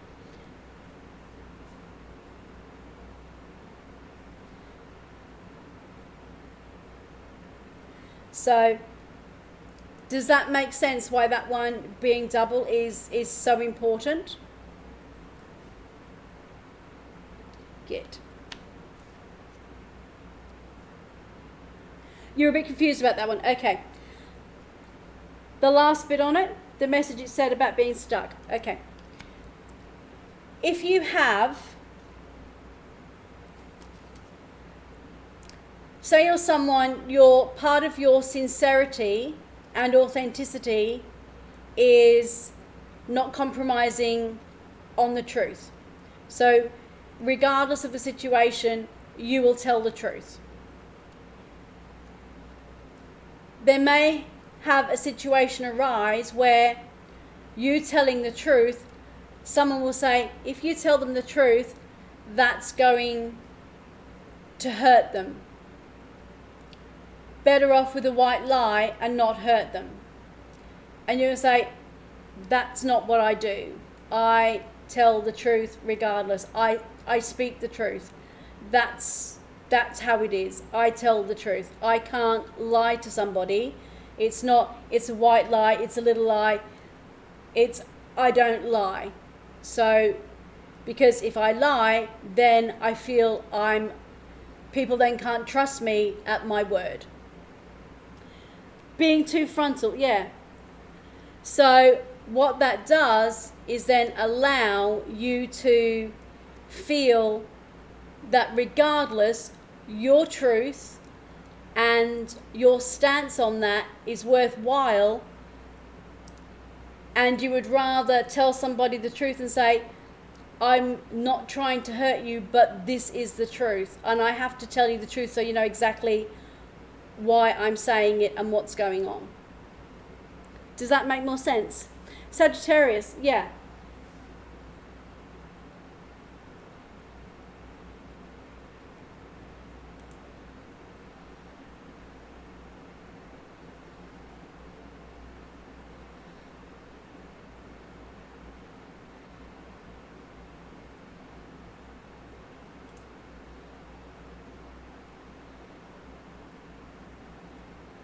Um,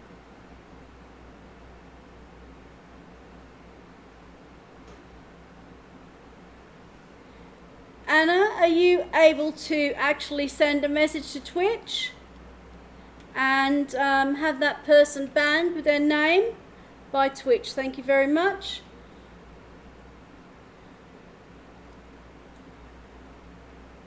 For excessive sexual harassment to the streamer.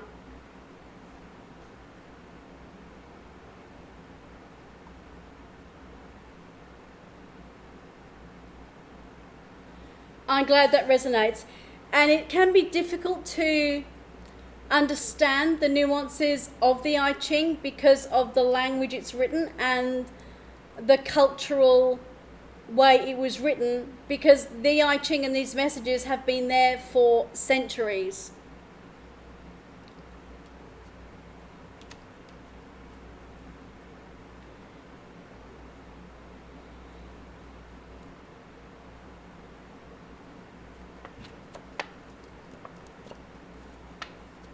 And for you that's been trying to privately message me, I'm having you banned by Twitch, and so I would stop it.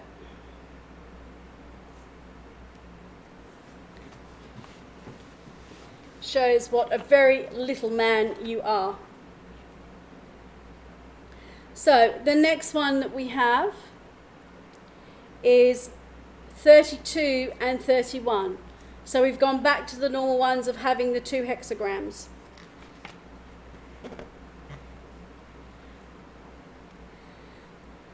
So 32 is hyung and enduring. So advantages will come from being firm and correct.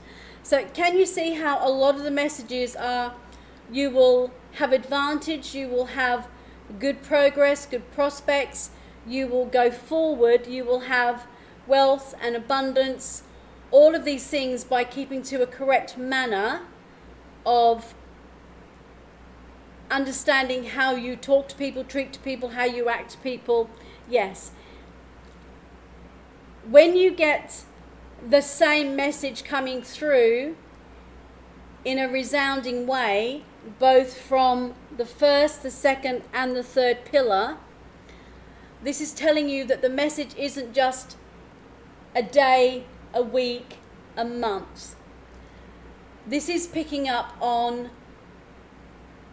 the resonance of who you are as a person, as a being, as an energetic person, that the I Ching is saying this measure of this man having this reading is to align with these actions, ideas, and ways of being to live a good, healthy, prosperous, abundant life.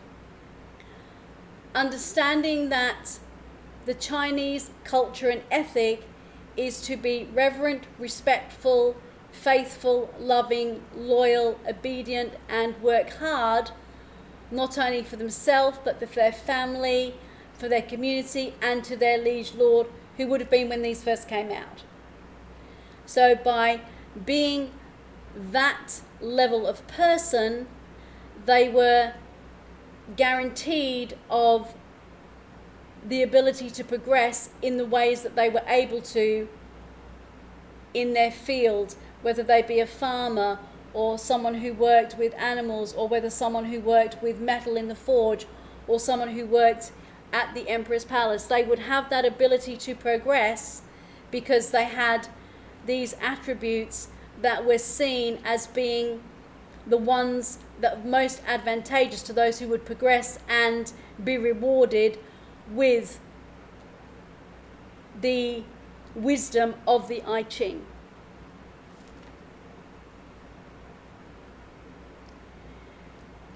Enduring. Advantage will come from being firm and correct. That's holding true. That's like the authenticity. That's like that same one over and over, having that strength of character, that willpower, that authenticity, that of being your true self. To thine own self be true. And movement in any direction whatsoever will be advantageous. Also, being a horse, it's saying by being that steadfast, that strong, you will go forward. You already have the animal of the horse energy with all these I Ching, so progression and momentum forward is doubled by hastening, because you have the attributes of the horse who goes forward in progression and movement, has the strength and the staying power and the willpower to be strong, to carry through whatever. It may get worse before it gets better. Stick to it. In every I Ching message, there will always be, even though there is a yin and yang to both sides, there will always be a yin and yang in the message, because it is balance. The I Ching is balance. The whole idea is that nothing in life is going to be good and plain sailing and progressive every single moment of every single day, of every week, of every month, of every year in everyone's life. That is not how it works. It will always put a rider of, but this could happen, because nothing is ever just all light or just all dark. It is the balance of the light and the dark. It is the balance of the progress and the failure to have that. And that is why there is always like a small line or a few words or a phrase that is the opposite, because yin and yang is the basis of the I Ching. So it's not saying it's all great, then it cuts you down. It's saying there will always be, amongst that good time, there will always be a time frame where patience, like the harvest in the Seven of Pentacles, where a tower moment comes. Challenges, obstacles, lessons to be learned. We learn lessons from the obstacles and challenges we have. That's where the lessons come from. Absolutely.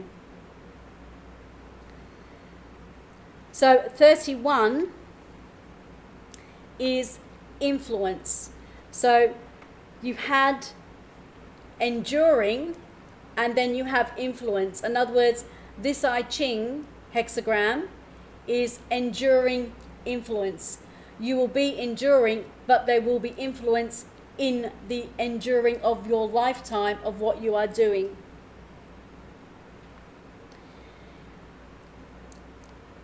Hsien indicates that on the fulfillment of the conditions implied in it, in other words, having influence is a condition of influence, that you as a person, by being a correct manner, will have influence on others.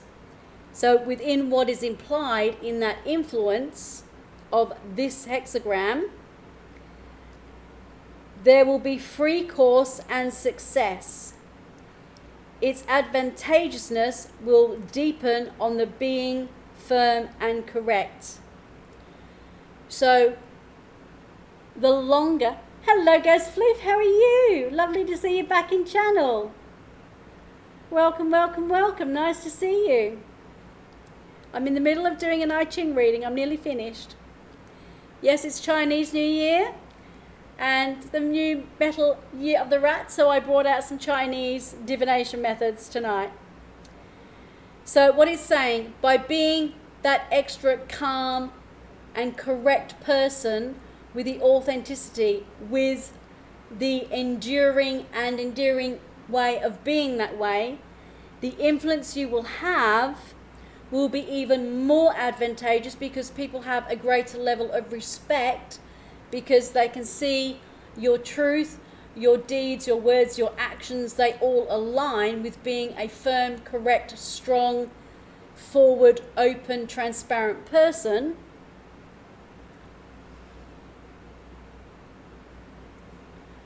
Yes, you are still a mod, and I'm not taking it away, because I know you've had times you've had to be away. It doesn't matter if I have several and there's 2 or 3 of you in chat. Sometimes that's how it works. You deserved it, and I know you've had a problem, and I'm not taking it off you.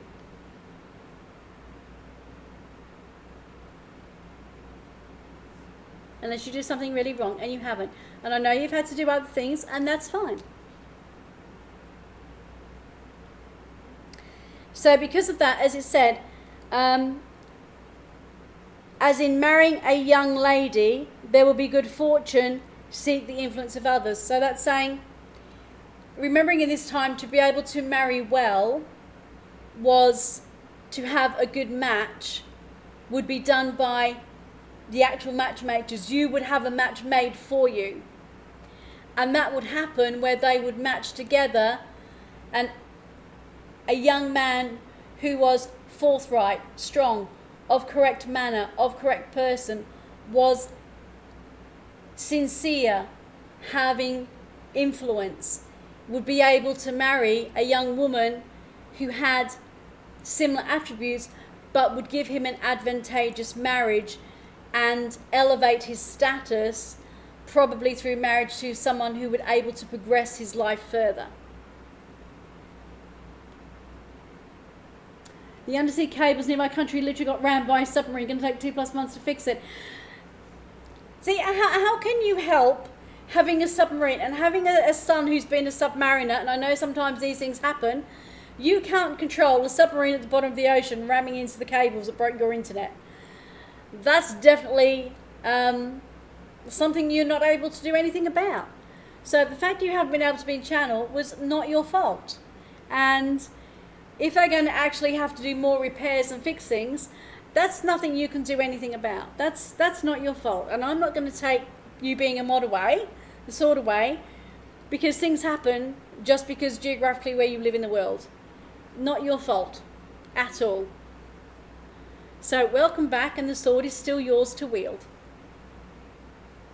And it means, again, having more mods in the channel. If Anna's not here or someone has to go, or the different time zones or whatever, it makes it easier if I have several mods.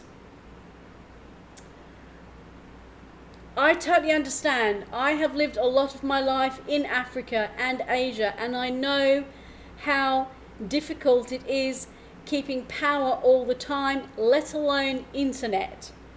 So that is something well beyond your control, and I understand, having lived in Africa and Asia, what the conditions are like to keep power, water, all of those things going 24/7. It is beyond your control. Totally beyond your control. Nothing you can do about that.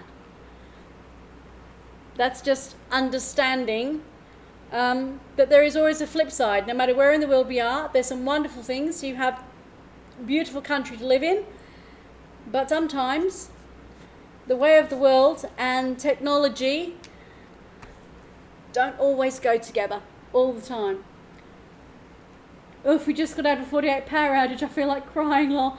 Yeah, it's just, again, it's sometimes it almost feels like there is so much going on. It is so beyond your control. It's like us having fires here and people losing power for weeks, and water, and relying on things. It doesn't matter where in the world you are, things happen that are well beyond your control, whether it's an act of God or someone piloting the submarine badly and breaking the cables. So it's normal, but you don't get used to it, especially when you chat as me online. Absolutely. And it's hard when having the internet, and it doesn't matter where in the world you are, for a lot of people, being able to chat to people on the internet is their only social networking available to them, because there might not be people of like-minded interests. It might just be geographically impossible, or for me, like health-wise impossible, talking on the internet and streaming and talking to my friends. He's left a note on them. Then it's, it's important.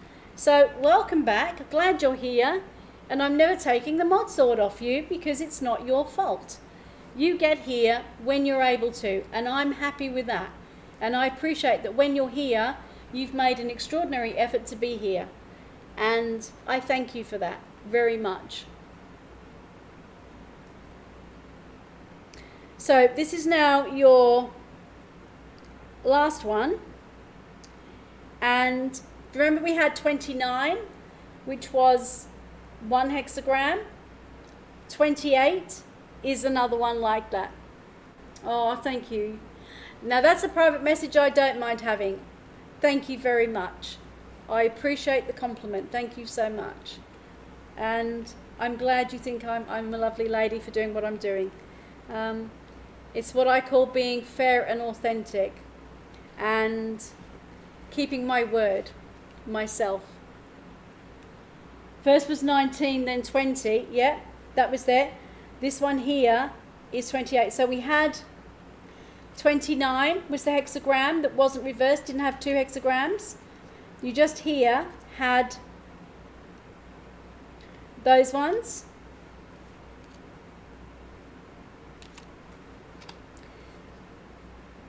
So now we have 28. The numbers are very close to each other. Yeah, it's just, even though they were totally all the way round, you've had 19 and 20, 13 and 14, 29, this one here, 37 and 38, this one the 31 and 32, and this one is 28. So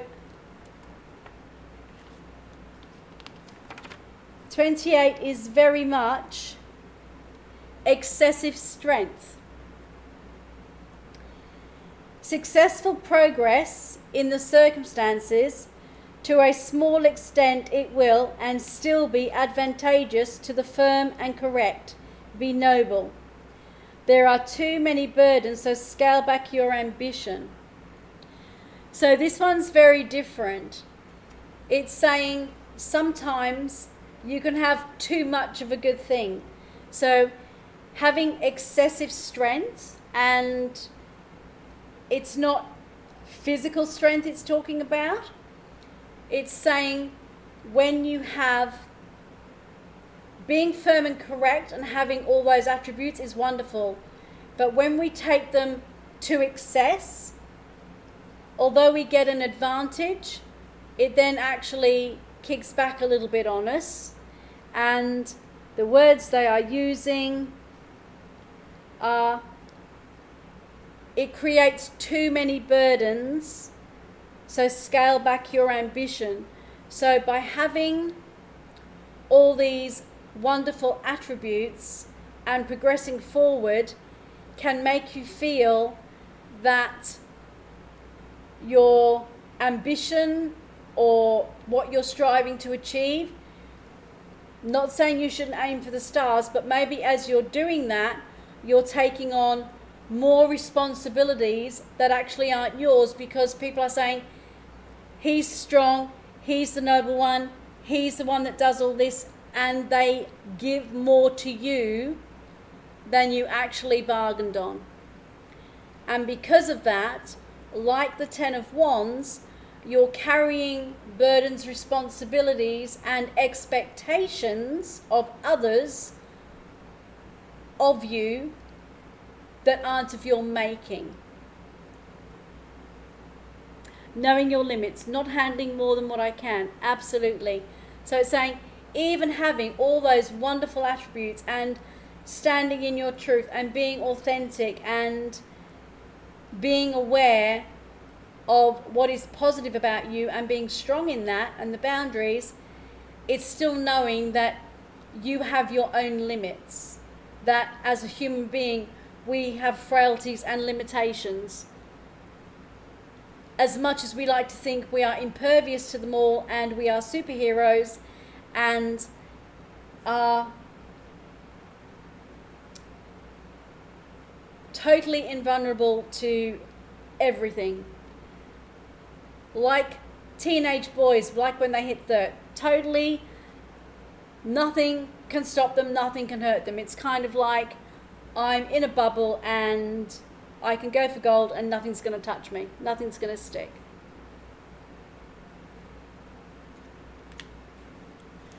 So there were very complex and strong messages in there. A great deal about progression, strength, endurance, understanding what for you are very powerful ways of progressing, but also understanding that there will be some downtimes, because not everything in life is going to be straightforward and straight sailing all the time. So how did you find your first I Ching reading?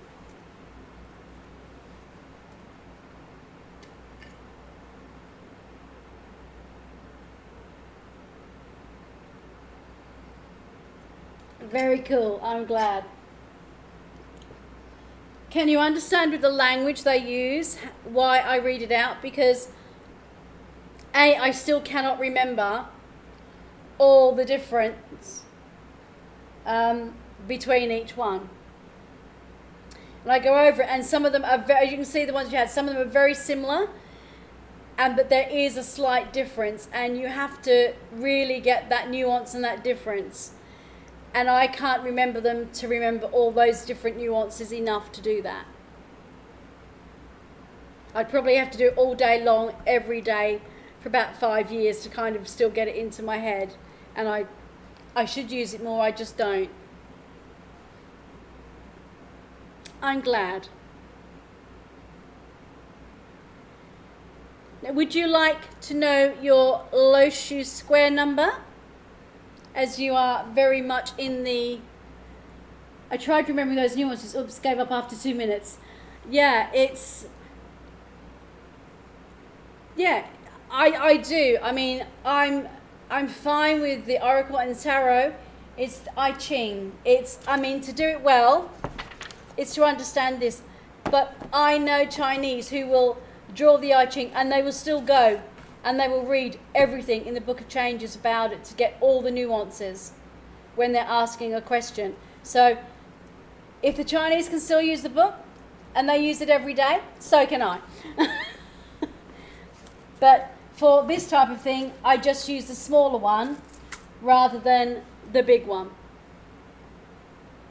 And it is, there is just so much, and it's how it's worded and the intonation of it, and it is often the smaller bit that comes in, the yang to it, that makes the difference. So Pagacris, would you like the Lo Shu square and find out which is your significant number and what it means from the... You would? Okay. And then I get a chance to show people the Lo Shu square. Okay. The Lo Shu square is the one form of Chinese numerology. This square has been in existence since before Confucius. It's been used forever. All the lines in any direction add up to 15, done deliberately. It is an auspicious number for the way it was created. 5, you'll notice, is a central number, and it's in red because it is an important, powerful number. The ones that have the red here are auspicious numbers. In Chinese numerology, in the Lo Shu square, the numbers 0 to 9. 0 is not on here because it is considered a total zero entity of a bit like Kabbalah and Ein Sof. It is already considered auspicious because it's never ending, it has no start, no beginning and no end. So 0 is auspicious, 9 is auspicious. The number 6 is a very auspicious number because it means profitability. The way they say the words in Chinese, they use homophones. The word for the number sounds like a particular word, and that gives it its meaning. The word in Chinese for 6 sounds like the word for profitability. So being profitable in Chinese, the word profitable sounds like the word 6, and therefore it creates an auspicious link. It has 2 stars. It's more auspicious than 0 or 9. So 0, 9, 6 and 8 are the 4 auspicious numbers in Chinese numerology. 0 and 9 are on the first level. They're auspicious, but slightly auspicious. 6, sounding like profitable as the homonym, is the next level, and it is more auspicious than 0 or 9, but not as auspicious as 8, which has 4, so it is more than doubly auspicious 6. So 0 and 9 are the base level, they're auspicious. Number 6 is doubly auspicious. Number 8 is more than doubly auspicious. It is their extreme lucky number. Number plates with 8s in and 888 have gone for millions and millions of yen, as they're incredibly auspicious. They will book their weddings on the 8th of August, and the 8th of August 1988 saw prolific numbers of weddings because of the 8888. The more 8s. How can you find someone's number through that? I'm about to explain to you. Number 8 is prosperous. So the word for 8, the homophone of the word for prosperous, the 2 are linked. So now I'm going to show you how we find out your number. I need you to tell me the day of the month you were born from 0 to 31. So from 1 to 31, what day were you born? So I was born 25, so 29. So we put on a marker on 2 and a marker on 9. You have 1 marker already in the auspicious number 9. So you have 1 auspicious number already in your birthday. What is the month between January to December you were born? 11. So because it's an 11, you have 2 1s. Because it was the 11th month. Can you tell me the 4 digits of the year you were born? So I'm assuming it was a 1 and a 9. So 1, 9, 94. So can you see? Now remember that this would have been done with either, depending on whether it was being done by someone in a rural community or a lord, it would have been done with either pebbles, crystals, or gold coins, and sometimes they would actually use I Ching counters to adapt the I Ching to the numbers here. So you can see that you have, of all the auspicious numbers, you have number 9, but you have 3 9s which are auspicious, and they are the base level. So you have 3 number 9s giving you 3 base auspicious. Does that make sense? So each 9 is auspicious, so it is auspicious almost to the level of 3, which gives it a little bit more credence, but it still wouldn't outweigh 1 6 because that has double stars to start with. Even though there's 3 of them here, it's the next tier. Does that make sense of the 3 9s first off?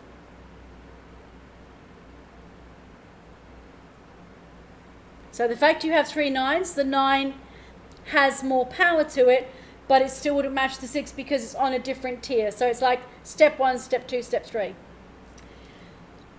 And that's the only auspicious one you have. And because you have 3 in that one and 3 in that one, we can take these away because they are not auspicious, nor are they more counters than you have in the 1 and the 9. Because you have 3 in the 1 and 3 in the 9, they have equal weighting of yin and yang. 1 is auspicious, one is not, creating a yin-yang balance. So the numbers are in balance in yin and yang, auspicious, non-auspicious. The fact that you have 3 auspicious countering 3 non-auspicious. So there is a parallel, there is a true balance. If you had 2 9s and 3 1s, the 1s would have overtaken because there were more of them in number. So because they actually weigh each other out, I'm going to read both because you have a yin-yang balance of 3 auspicious and 3 non-auspicious. So there is a balance in your numbers.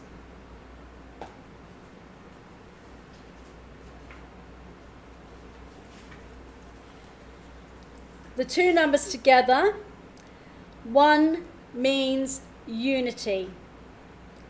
So unity, having 3 of them, is unity, mind, body, spirit, because you have the 3 in the unity.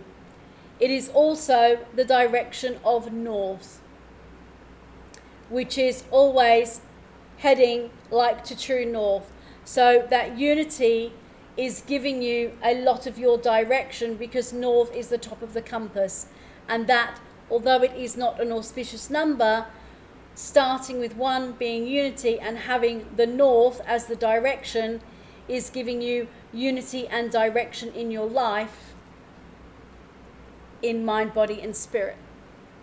That understanding? Great. The 9 is enough, and I know I've got it facing you this way, but that is north, this is south. We read it taking from the lowest to the highest number. So we read to the north, which was the top. Even though these are the numbers reading from here, because there are 2 greater auspicious numbers on the bottom line. So we read from the bottom line because 6 and 8 are 2 auspicious numbers, 9 here, and that's the triangle.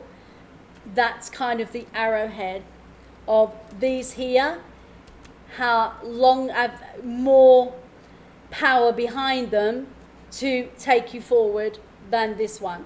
This is kind of like the stave coming up behind. These 2 here are creating the arrowhead. So that is north. It is a lot of numerology. It is a very different level. Hello. Come here. Here you go. You're a good boy. There you come. Thank you.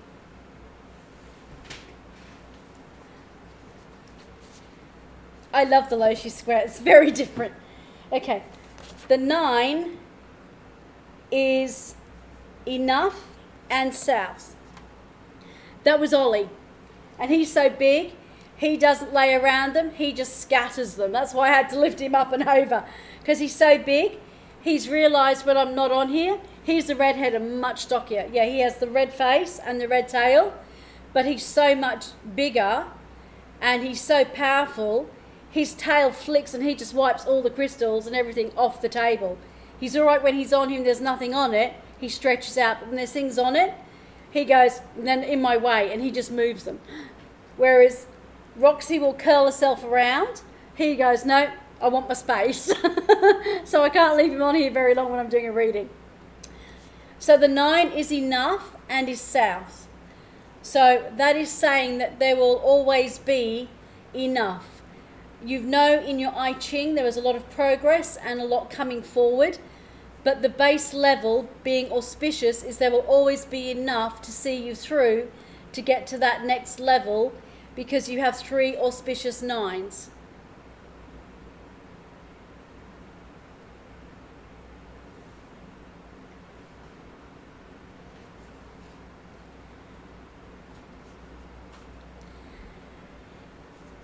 So does that make sense? That the spearhead in the square for you is the 1, because that is definitely the power point of 1. It's not an auspicious number. It would be classed as inauspicious if you only got 1, because it would deem that in between these two, it's the unluckier of the numbers. But because you have 3 and you have another 3 here, that then makes it balanced. So it is not that it is now inauspicious, it is now balanced with yin and yang between the inauspicious and the auspicious. In other words, one is not better or worse. That is inauspicious because of the homophone of how it sounds. And actually the word one has the homophone of death. And that's why it has unity, because we are all united in death. The 9 is different because it's enough, and it is in the triangle where you have profitable and prosperous, you have enough. So you're not getting more. The 9 here breaks down. You don't have profitability from this enough, and you're not prosperous. But as you progress with your I Ching, the 3 9s will always make sure you have enough, and there will be growth. It might not become fully profitable and prosperous as quickly as it would if you'd had 6 and 8s. You are lucky. You are lucky, and to have that balance of yin and yang between the two. But it very much works on how many of each number you have and how they interact with the others, of where they stand on the scale of inauspicious or auspicious, and how many you have flanking the sides and what else is going on. And it also means more if they're actually in alignment. It gives up, cutting up to the 15, it creates even more. So did you enjoy your I Ching and your Lo Shu Square Chinese numerology divination?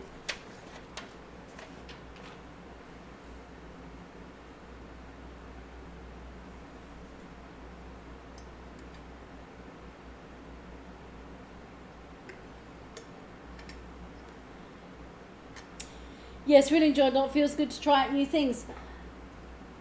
I like trying out new things, and I never know how they're going to go on stream. You're very welcome to the I Ching and the Square.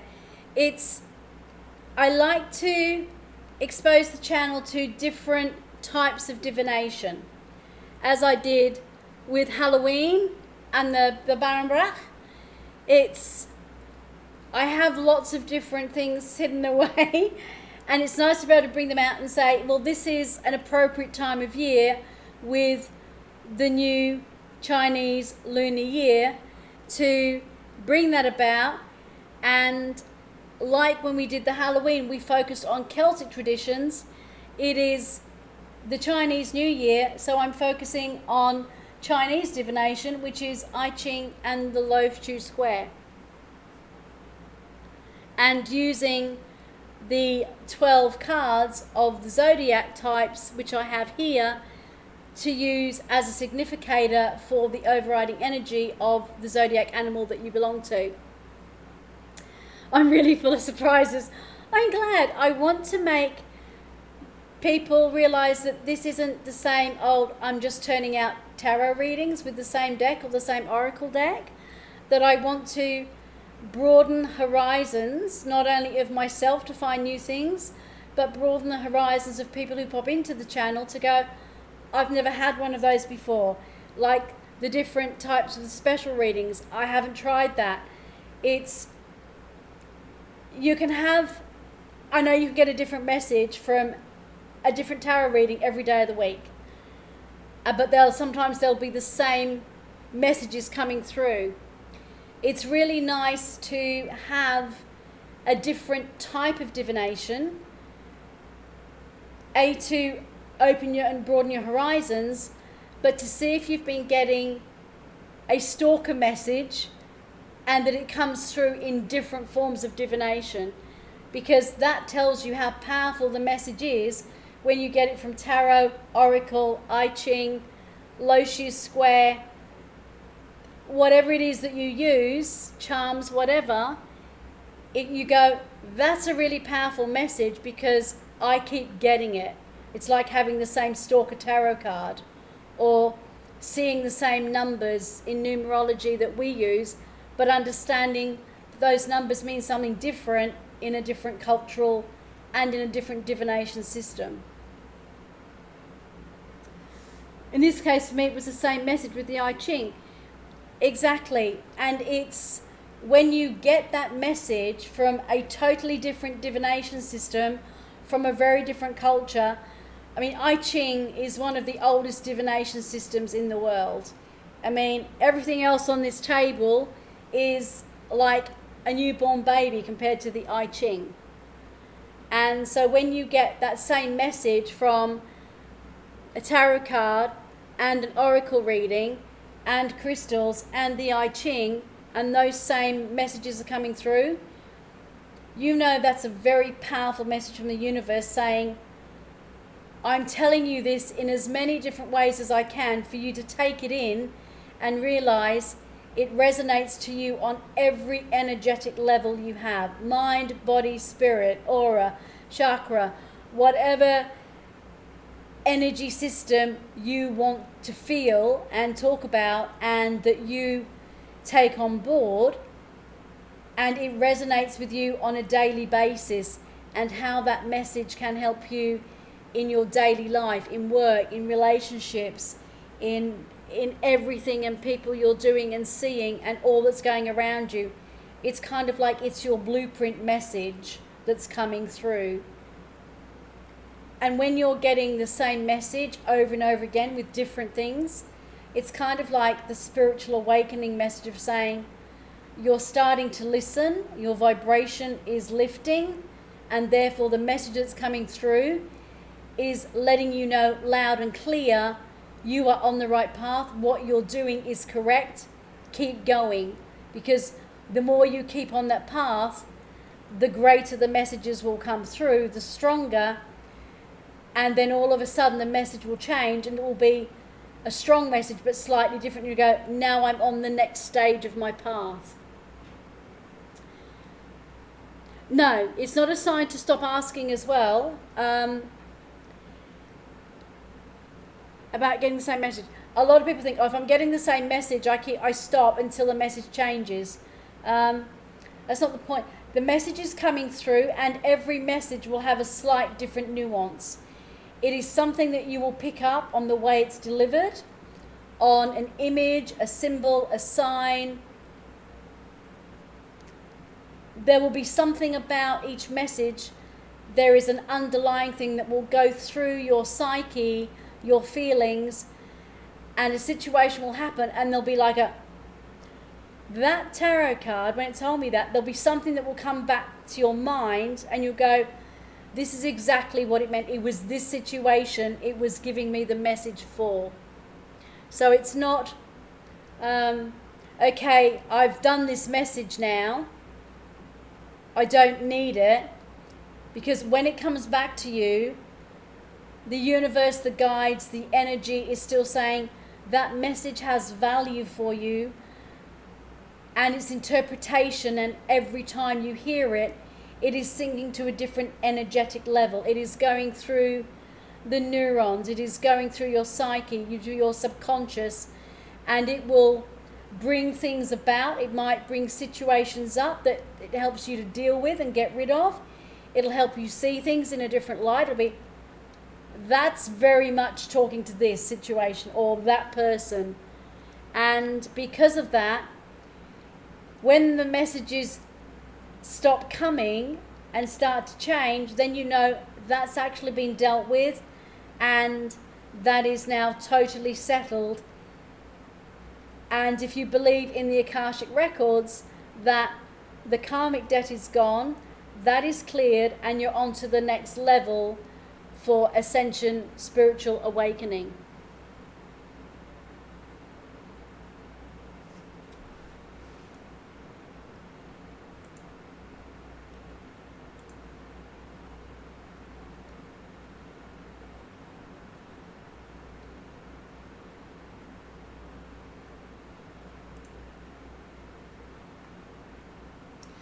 Peach Bottom, no, I don't think I'm the stream you're looking for at all.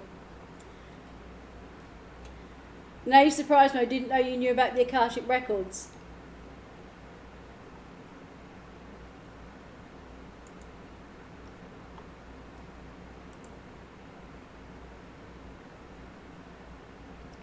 Yeah, I do know about the Akashic Records, and I've done several courses on the Akashic Records.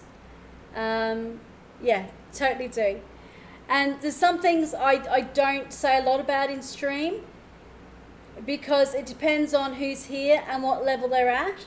And I wouldn't say I know other people who have a lot more experience, knowledge of the Akashic Records than I do. So they are exactly, they're a universal library that we're able to tap into. I know I have friends who are psychics and mediums who would have a greater link, understanding and knowledge of the Akashic Records than I do. They are absolutely a universal library. One I am still in very much the minor leagues with. Let's put it that way. So it's, as I said, I know those who have a psychic link find them very easy to access, and they're very different. So I just want to check. I don't think we have any other readings. The Stream Deck is not playing games tonight.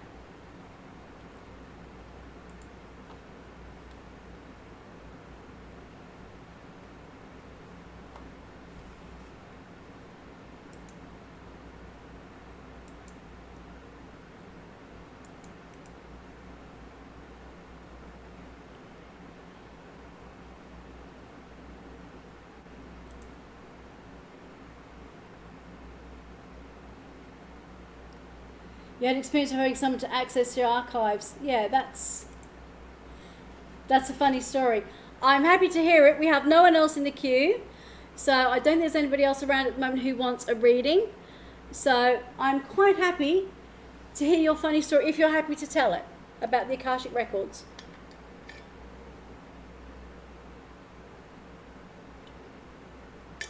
That's how I got found out about health and nutrition. Well, as it's your calling, that's interesting. I'd like to hear.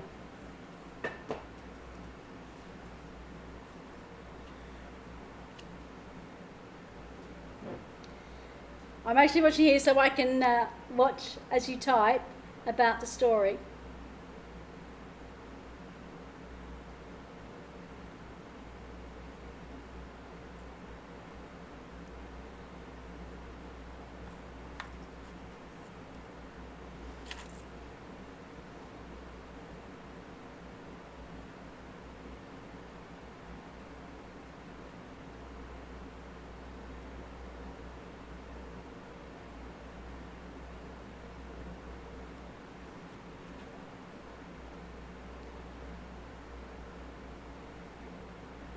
So when I got introduced to tarot, I started to search for my purpose and what I should be doing in regards to career, which is what a lot of people do. They go to tarot readers and say, you know, can I have a life purpose reading, or can the cards give me some guidance or clarity on the choices I want to make, especially with career.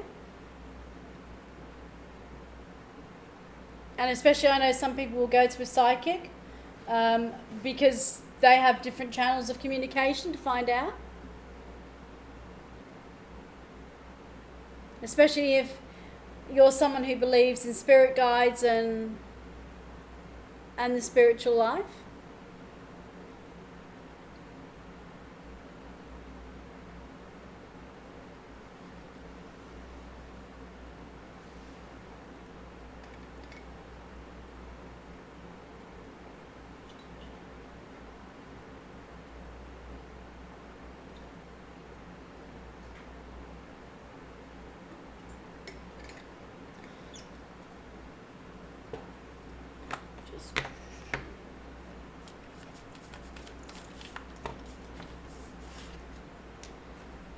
Down here so I can use this. Some months after I did a private astral photo reading with a very good reader on Twitch, and she went into my archives, and for what she told, they were disorganised, so she, with the help of my guides, organised the archives. And on the email, she said they told her about nutrition and diet. And when I read that, it just clicked what it was about.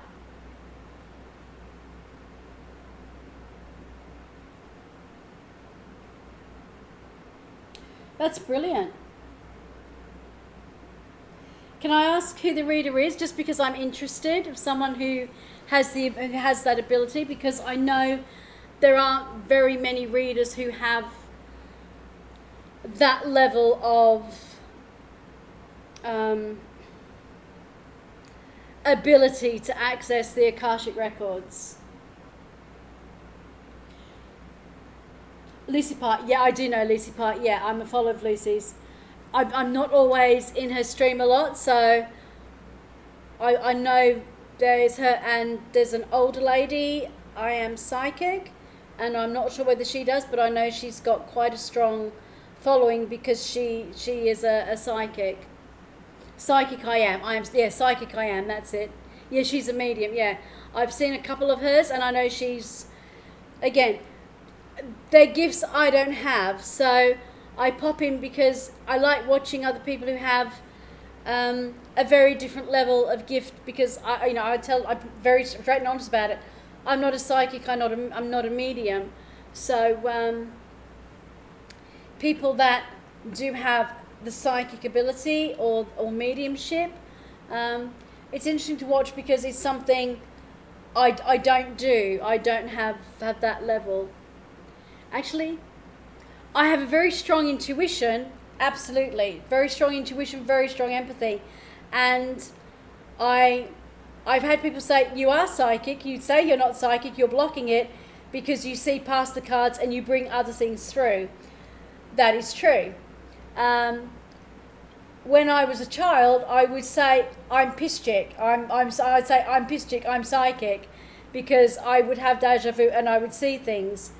But when I actually learned the understanding of a psychic or a clairvoyant or clairsentient and all the others, I didn't feel my pictures and images and things like that were of the level that I could say I am psychic.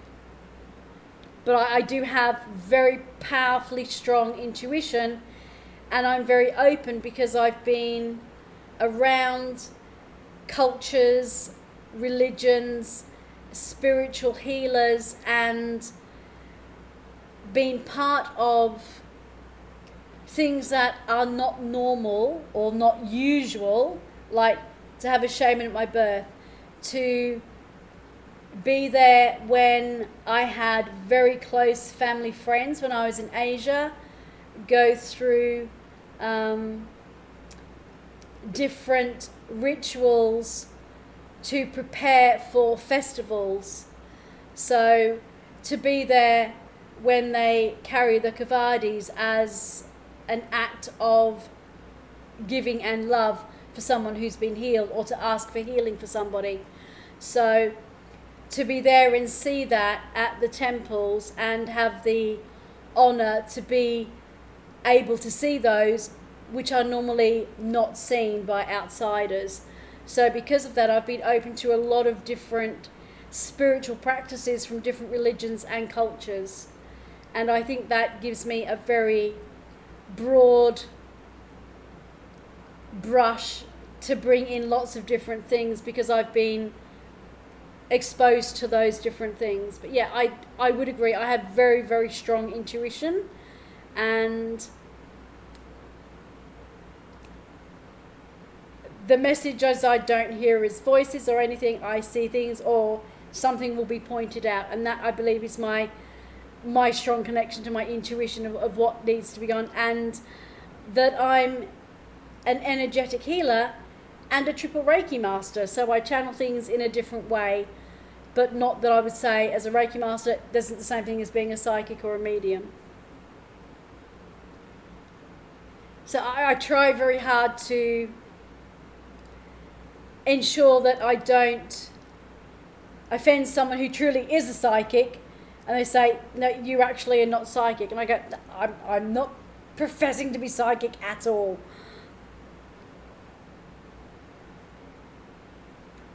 because I know people who are, when you watch them and they do things, and I've had a medium read for me, and it was so spot on that the difference is quite incredible to someone who is trying to say they have those skills and they actually don't, to someone who really, really does.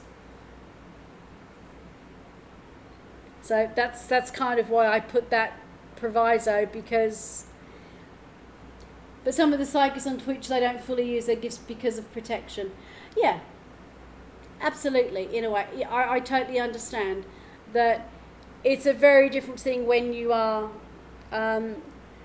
doing something on a channel live streaming to doing something privately. The readings I give here for free are very different to the level and depth I would do in a private reading, because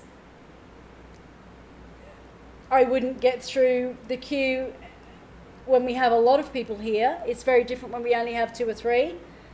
Like tonight, it's been very quiet, like the other night was, and then it just went silly. But it's very different to doing a one-to-one to do that.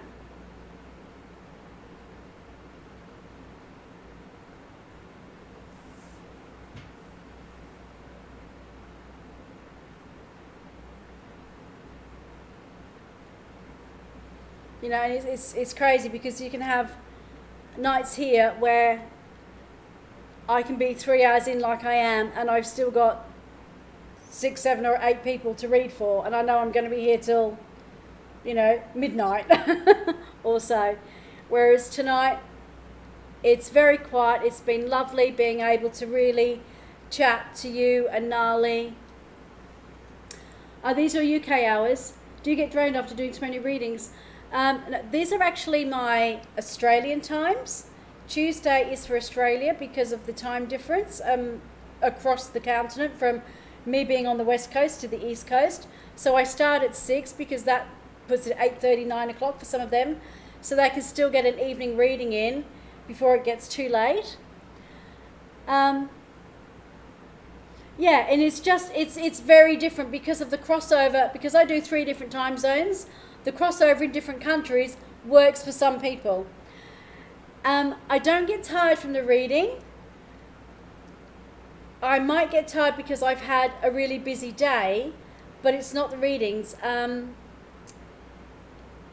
Being a Reiki master, I am able to have universal energy every time, because when I open this space, everything around here, everything in this house, but especially around here, has Reiki flowing energy all the time. All my bookshelves, it's converts for us, Carly. Yeah, it's very much the by having the 3 different times, I get people from all over the world because it slots into their time frame, from India to Iceland, you name it, Kazakhstan. I've just had some crazy places on my map where people have come in and then gone onto my website because I have them all there, and it's like, wow. So can people practice Reiki without training? No, you can learn the hand positions from Google and everything else, and you might even see the symbols that we use. But until you're attuned by a Reiki master, you don't have the same flow. Some people naturally have a strong energy flow, and that was my problem. I actually went on a course when I was training as a naturopath to do massage, and there was an odd number, and I was actually working on the instructor, and then she was on the table. I was about to start on her, and she got a phone call, and her daughter came on the table so I could actually massage her, and my hands got so hot, and she said, just take your hands off for a second. I went, I'm not supposed to, I'll just leave my fingertips on. And she said, call my mum. So I called the instructor over and I said, I don't know if I've done something wrong. And she went, she's doing Reiki stuff, but I don't think she actually has, because she'd actually had Reiki from her mother. She said she's kind of doing Reiki stuff, but it's not Reiki stuff. I don't think she's been attuned, but she understood. She said, because now I'm about to cry, she's brought up stuff, and I don't think she knows she's doing it. By being attuned to Reiki, a Reiki master has the ability to attune you to the universal energy that you bring in and channel through your entire body and through your hands. When I do Reiki, my hands get hot, really hot. When I do healing and massage, my hands get red. When I was first doing it, I would actually have to have an ice bucket to put my hands in because they got so hot I couldn't touch clients. That's it, naturally gifted for Reiki. I had an incredible amount of energy, and that Reiki master actually stayed back and gave me a small attunement so I could actually have some control over what I was doing. The reason I didn't carry on with her was because she was leaving the area. It was the last course, but she put me in touch with the lady who then became my full-time Reiki master, and then she totally, fully attuned me. She just did enough because it was becoming difficult. I was doing massages as a student, and my hands would get so hot, I couldn't touch other students. They would just be like burning. And I would get to the point I could hold my hands off like this, and they were saying it's still too hot. So I didn't have control of the energy I was putting out. Hence why I did a lot of training to do exactly that. So yeah, it's learning to channel, and that's why you say you're a light worker or an energetic worker. So I work very strongly with energies. Yeah, it's a bit like bring energy to my cube, but not as Reiki, but more as like a scan. And you can do energy scans, and lots of people do that. Lots of people do a full Reiki scan or a body scan to do that. So, and again, I know a lot of psychics will do that as well, and they will read psychically. But mine is the energy from being a Reiki master and doing that.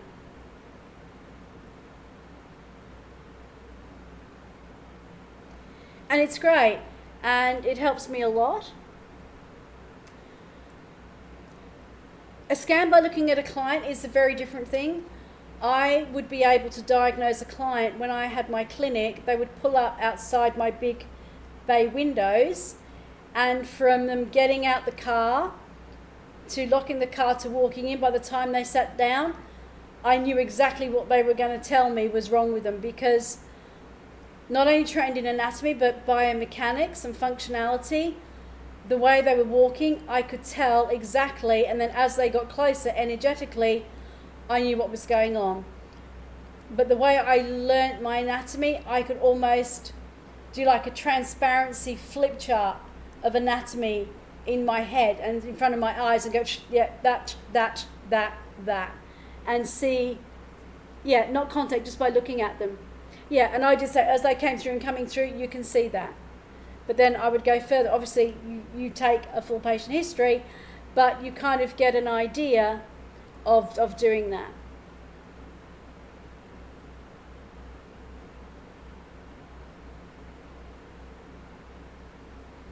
And the more you're with clients and the more you're learning, you will do exactly that. You'll see somebody, and we would practice in the student compound at other classes, and we would sit there and we'd watch people and go such and such, such and such and such and such, and then go and chat to them and say we were just doing an exercise and we found out this hurting, is that hurting, and get actual real-time feedback about it.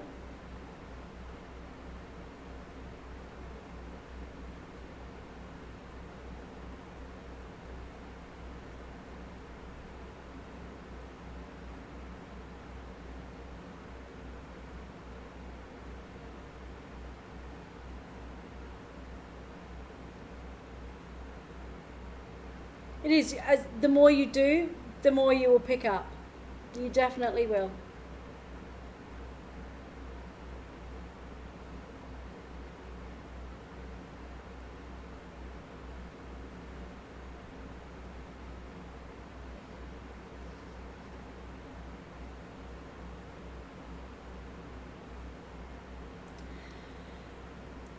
Well, I think what I might do is, if we're having a really nice quiet night, I might say I discovered you can know about someone entirely just by the eye iris. Yes, that's iridology, and I'm trained in iridology as well. When I trained as a naturopath, I not only did all the base sciences, but you do what they call different modalities. So as a naturopath, I was trained in massage, and I ended up being trained in 27 different types of massage and healing techniques. You train as a herbalist. You train as a homeopath. You train in diagnosis and pathology. So you actually train how to diagnose an illness, and in pathology, and how to read pathological reports, and how to tell by the body tissue and everything else you're doing. How much different is opening your chakras to Reiki energy? You can open chakras with Reiki, but it is two very different things. The opening your chakras, you don't need to be attuned to Reiki to open your chakras. It is understanding and getting in tune with that energy, and they can be felt by doing body scanning, but by kinesiology, which I'm also trained in. And you can also, from kinesiology, not only work on the chakras, but you can pick allergies and intolerances and over or under use of different ingredients. So I was able to pick up, by doing muscle testing on my nephew, that his coffee intake, and I proved it to him, was becoming toxic to his entire body. I did some meditation the other day, opening the chakras from the base one at a time, working up. Exactly. So you can work on meditation, you can work on sound, music, colours, food. You can use different foods to help open and balance your chakras. You can use crystals. A lot of Reiki practitioners will use a blend of all of those, but you don't have to be attuned to Reiki to work with chakras or crystals. Hello, how are you? Hello, Mrs. Tea Light Girl. Going on a second date? Well, if you'd like reading, you're more than welcome to a reading. Hello, Satiri, how are you? Do I work with reconnective healing? I don't at the moment. When I was running my clinic, I would do a lot more, just because of the place I was at, physically, mentally, spiritually, and the work level I was doing.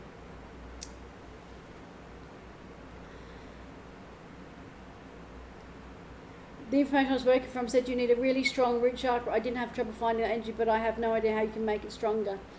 You make it stronger by eating red foods. It helps strengthen it by grounding and understanding what you're doing and reading more about it. Yeah, by grounding yourself.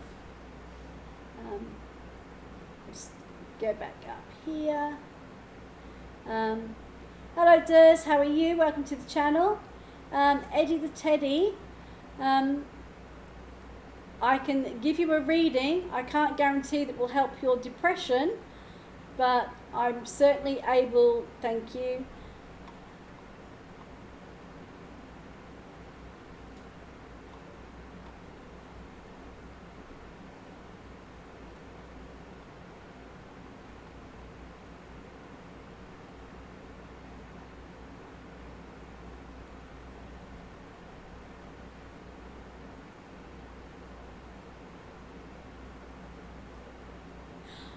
Well, in that case, if that's the point, I then suggest you probably get professional help and talk to the police. That might not be something suitable for the type of readings we do here on Twitch.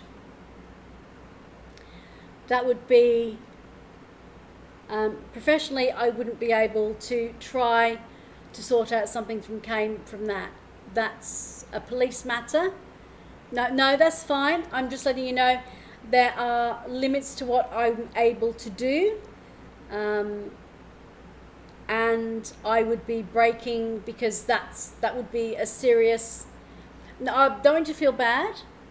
What sort of readings do? I do general or specific questions, but there are certain things I'm not able to read on, purely because of 8 terms of service, and ethically, if someone is, because of that type of thing, so I wouldn't be able to do that.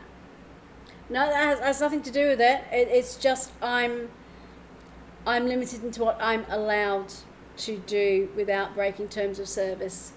So, thank you.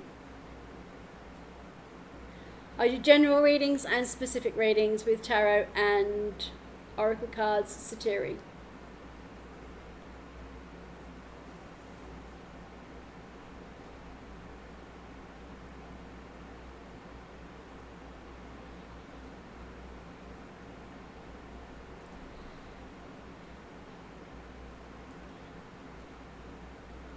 Thank you for the follow, Satiri. I appreciate that.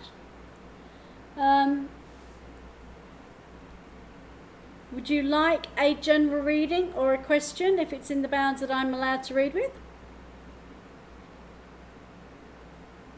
I can read some general things, but there are some things that are not able to be read. I can do you a general reading. Okay. As you have followed, I know you'd have Pentacles to join the queue. That's fine. And I don't have anyone in there at the moment, so not a problem at all. Would you like the Spirit Song Tarot, the Druid, the Wild Unknown, or the Animal Totem Tarot?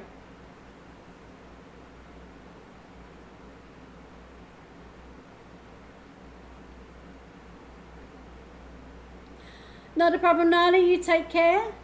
Wild Unknown, absolutely.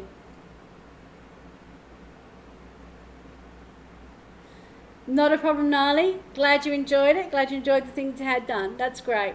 Appreciate that. Wild Unknown, absolutely.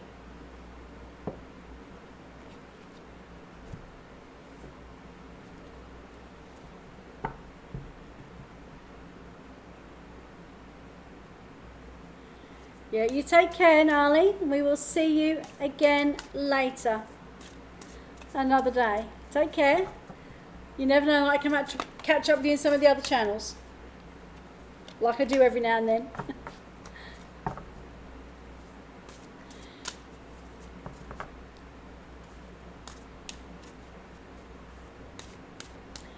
Okay, Satiri, I'm going to do you a general reading. As you just followed, you get a 3-card reading, and you get a bonus card with that.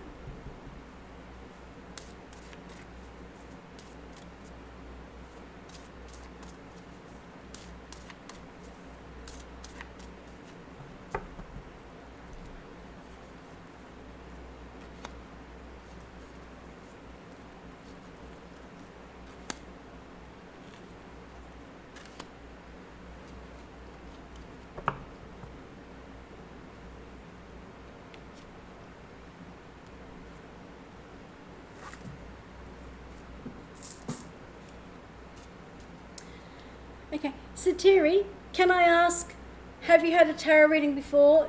Do you know about a tarot deck? Because some people have never seen one before, some know all about them. It just lets me know. You haven't, okay.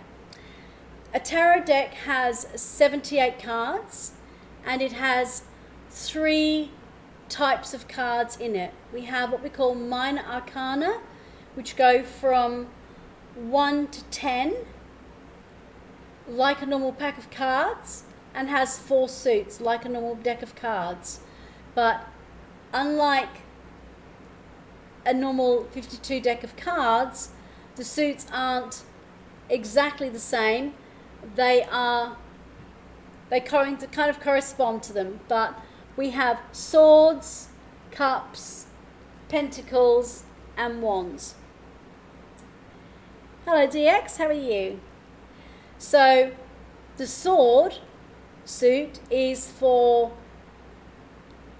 the thoughts, what we're thinking and how we communicate, and it corresponds to the element of air. So things that are in our mind and in our head. The suit of cups corresponds to the element of water and is about our feelings. When we have the suit of pentacles, that corresponds to the element of the ground, to earth, and that's about physical resources. And the suit of wands corresponds to the element of fire, and that's our drive and our ambition and where we want to go in life. So we have 40 what we call minor cards, 1 to 10, in the 4 suits. We then have 22 major cards, and that's what makes the tarot different to a normal pack of cards, is these 22 cards go from 0 to 21, and they're the big major themes in our life. And they're the cards that people sometimes have heard of in the tarot and seen on TV or in movies, like the Death and the Tower and the Devil, and they get a little bit frightened of those. They don't mean actual things. They are what we call allegories or metaphors or symbolic of something. So it's a symbol that has a meaning that goes with that card. We then have what we call the court or the royal cards, and there's 16 of those, and they're like the Jack, Queen and King you would find in a pack of cards, only we have 4. We have the Page, the Knight, the Queen and the King. So that's the structure of the deck. So when we shuffle them and pull them out, we don't know what mix we're going to get. So you have, in your mix, you have the Ace of Wands, so that's a minor card relating to fire, and it's a 1, as it's an ace. You then have the Mother, which would relate to the Queen of Swords, which is the element of air. And then we have the 8 of Swords, which is another minor arcana and relates to the element of air. So you have 2 minor cards and 1 major arcana. So we'll kind of put the major one on the top because that's big themes, that's overarching themes. So we start with the Ace of Wands, so that's the beginning. And as I said, Wands is fire, and that's career, it's your determination, it's your ambition, it's what you want to do in your life. It's about things that you enjoy. So it might be you starting, looking for a new job. It might be looking in the adverts for jobs or having an interview. It might be starting a new study course that's going to take you to a better career. It might be a new hobby you've started that you really enjoy, but you're at the very beginning. It's number 1, so it's the very first step on the journey. So it's very much saying that you have it all in front of you, and the aces are considered as like gifts from God. So it's starting something new, getting that new idea, that brand new start, that fresh new start in something you really, really enjoy, want to do. As I said, it might be a new career, it might be a new job, it might be a new study course, a new hobby, or something new, a new group that you've joined, something very new that you're hoping is going to take you a lot further, but you're going to love doing it because it's the element of fire and passion and drive, and you're going to feel very committed and motivated to do that. Along the way, we have the 8 of Swords. Now, as I said, swords are the element of air. Swords are our thoughts. They're not actual swords. They are the thoughts that we have. So when you have 8 thoughts in the swords, it's almost like they're coming at you quite fast. You can see here, some of them are crossed, some of them are single. So you might have some conflicting thoughts that are, I'm not saying they're just positive and negative, but you might have one idea and then a different idea, and you think, how do I do both? So there might be lots of thoughts going on in your head at the moment, lots of ideas, lots of things you might like to do with this Ace of Wands, and it's kind of trying to narrow them down because there's so many messages coming through. Swords are also communication, so you might be getting a lot of texts, you might be getting a lot of messages on social media, you might be getting a lot of phone calls, you might be getting maybe lots of letters or posts or things coming through to you all through the day, but more likely online, through the email, your messages, as I said, your social media, all sorts of things where you're actually finding there's a lot going on, but they're very transformational, because we see here the chrysalis, and it's like when we get all this input, it changes how we view things and see things and the choices we make, and from that we transform and change how we look at things, because we've got all this new information, all these new ideas, and so we can make more informed and greater choices. That's interesting. Does it resonate with you? Do those things make sense? Sometimes when you haven't had a reading before, you go, there's so much going on. So do you understand the Ace of Pentacles? Definitely. So it resonates with you. That's good. The Empress is the major arcana. So we've had two minor arcana here. Minor arcana are very much everyday things, down to earth grounding. So this is, to say, starting something new. These are all the thoughts and ideas, and they're things that will happen on a daily basis. So it might be you taking a new route to a new job, to a new workplace, to a new school, to a new study, meet new people, a new group. So that's every day. That's starting something different, doing something new, something that's going to progress. The messages are very much, they'll be coming in all sorts of ways about all sorts of things. There might be a theme. They might be all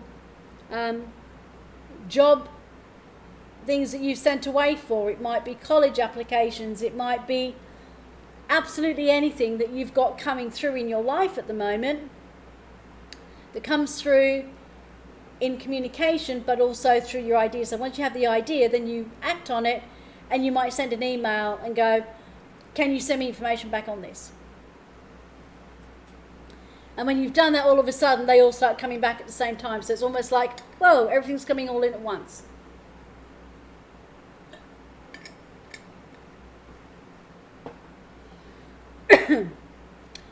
But the Empress here, the Empress of Swords, is the Queen of Swords.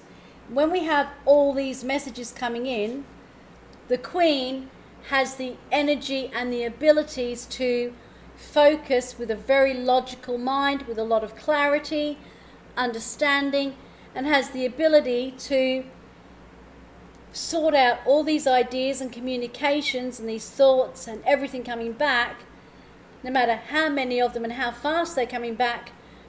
The energy of the Empress of Swords says, or the Mother of Swords I should say, has the ability to look at it and go, that's great, that one's not, that one's better, and she kind of filters everything through logic and clarity and focus and where you want to go, and looks at those and goes, that one is the one to follow. So the Mother of Swords, who relates to the Queen in the pack, allows you to go through all of those here and say, that's the one I really have a passion for, or that's the one that will take me to the next step in my course, in my work, in my hobby, to do all of that. As it's general, they can relate to anything in your life. So as I say, it could be going traveling, it could be absolutely anything that you're taking on that's new, and these messages have come through from. But this, having the Queen, you're saying you have the ability to sort all of that out and make good choices through your logic, your clarity of thought. This card, the Queen of Swords, is often related to someone who is a Libra. Libra are the air signs, and the Queen of Swords is often a Libra female who has a lot of logic and clarity and focus in sorting through ideas and communication and looking at things in an overall way and kind of focusing down on the important stuff and moving aside what's not so important. Does that make sense? And does that sound like you, or a process that you tend to use when you're looking at through your emails or messages or things that come in on a daily basis to you that might have something to do with a new direction in your life?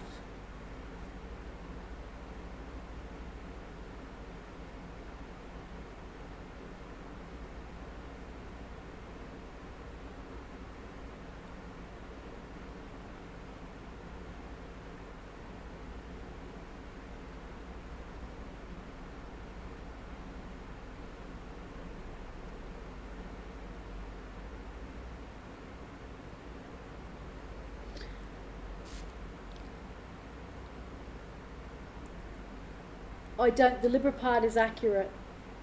Are you saying you don't do that, but the Libra part is accurate? So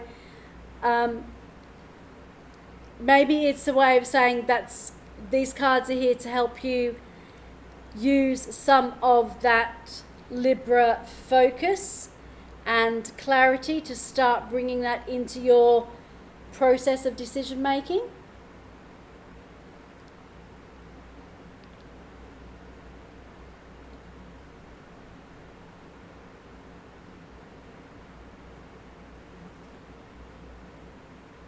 I don't, the Libra part is accurate. So are you a Libra and you know it's accurate, or you don't know if the Libra part is accurate? I'm not quite understanding the message.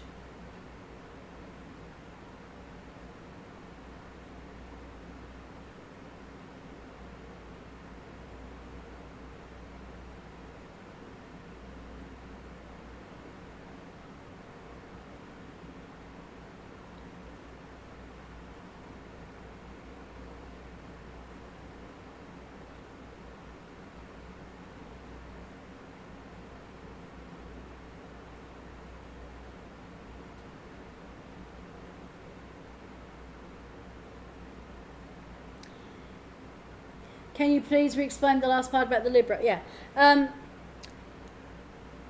Zodiac signs, the 12 signs of the zodiac, are linked to elements as well as the cards.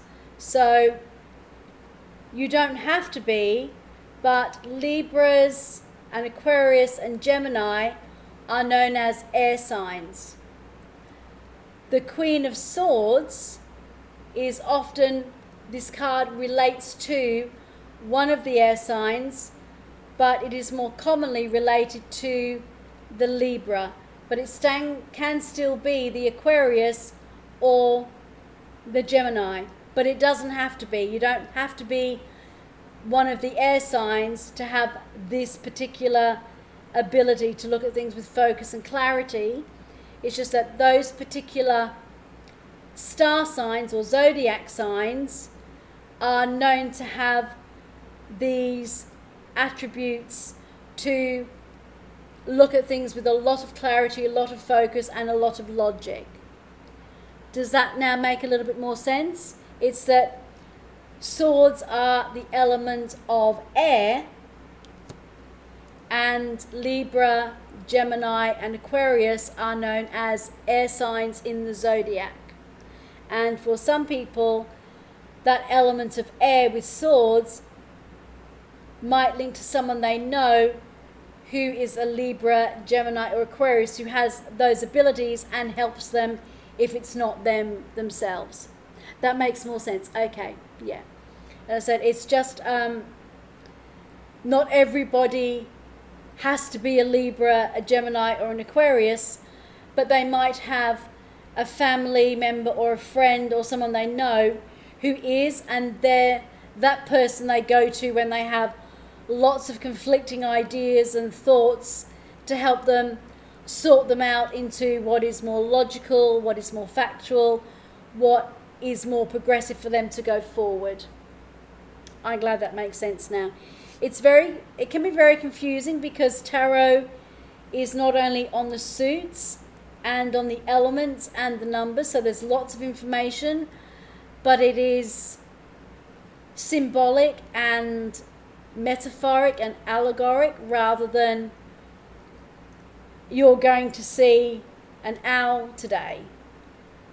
But that's not to say that actually you might in your day see an owl and go, that idea I was thinking of, I've just seen the owl, and now it actually is actually a very smart idea. I've realised that the sign that you saw in the wild of an owl while you were walking along contemplating, and the idea you were thinking of, actually that is my favourite idea. And sometimes it is literally that you see the symbol on the cards and it's almost like a little extra prod from the universe that what you were thinking about at that time has merit.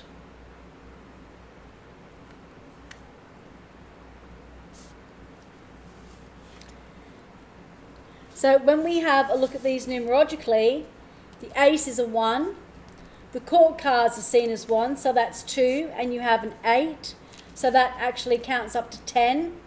When we reduce 10 to a single number, because we go 0 to 9, that counts down to a 1. So the most important card, does it have to be an owl? No, the only reason I said an owl, because in this particular deck, it is actually an owl here. So it can be other birds, because birds of flight are often when we're in our head, but very much if you saw an owl especially, and it might not be out in the wild, it might be you see it in a magazine, or you see that particular picture of that image of an owl when you're thinking about things. It might be in a magazine, and you might go to the dentist and go, oh, I'll just open up, and you're thinking about those thoughts, and you open up and it's a National Geographic article on owls or something like that. So people see them in other areas and they make sense to what they've been thinking about.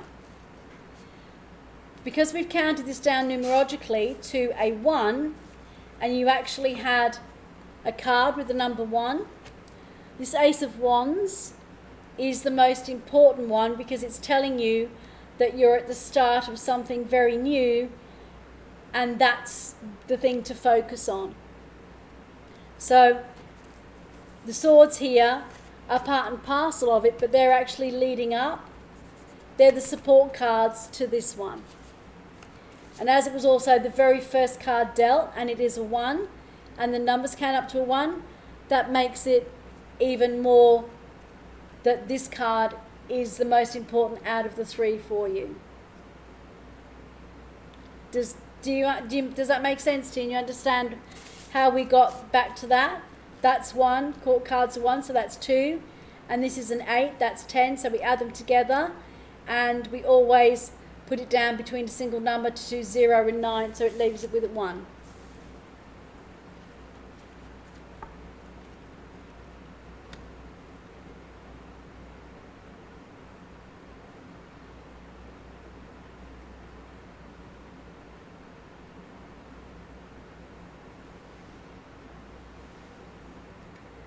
I just want to make sure that makes sense to you before I give you your bonus card.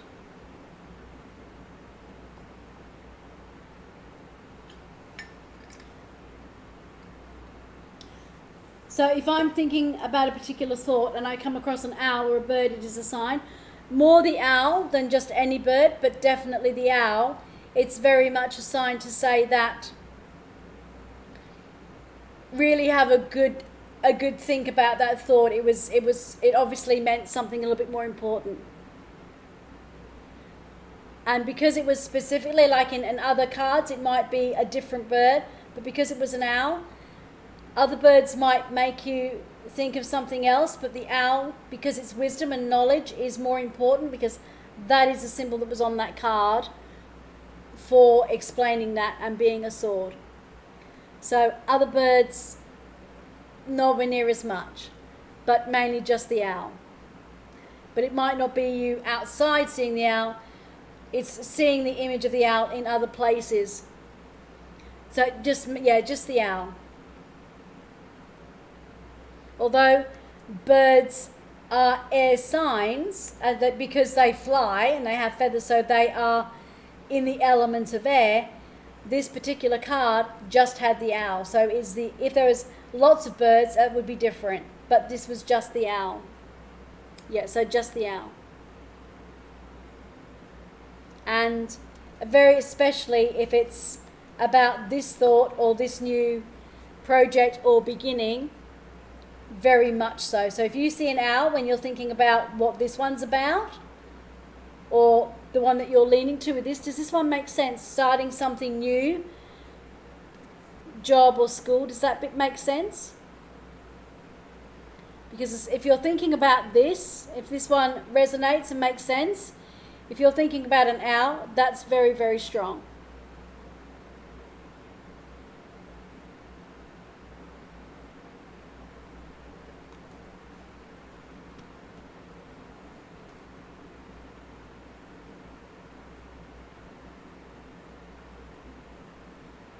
So if I said, if you're walking past a shop and you see like an owl on a box or something, that's you seeing the image. You're going to eat my lunch and have some stuff to take care of. Thank you for the reading in the stream and have a rest of the great day. Not a problem, Pega Crease. Thank you very much. I appreciate that. You take care. Catch you another day. And thank you for letting me read for you. Glad you enjoyed your very different reading.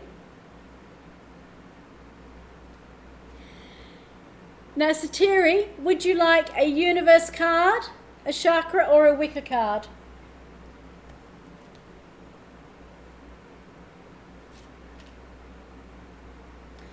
What if I came across an owl, but I've not been having thoughts about starting something new? If you see an owl and you haven't been thinking about something, then where you see it, think about the location you're in, where you are and what you're doing, because the owl is a symbol of clarity and focus, and there is something about seeing an owl that is going to give you more of a message and a sign leading you in a different direction. If it's linked to a particular thought, it's telling you that that thought is very powerful and that idea is probably a good one to go forward. If you're not thinking of anything in particular, think of what you're doing, what you're leading up to. Are you working in the garden? Are you writing something? What is it about what you're doing when you see that? And how does that link to your life? And maybe an area you've thought of taking it to another level or doing something else with it that's new. Does that make sense?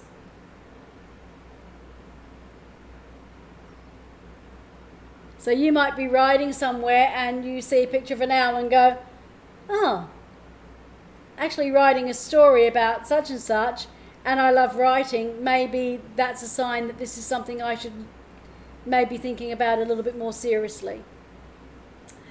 Okay, would you like a universe, a chakra, or a Wicca card as your extra bonus card? It's just understanding to learn to look for signs and symbols that come up in the cards as well.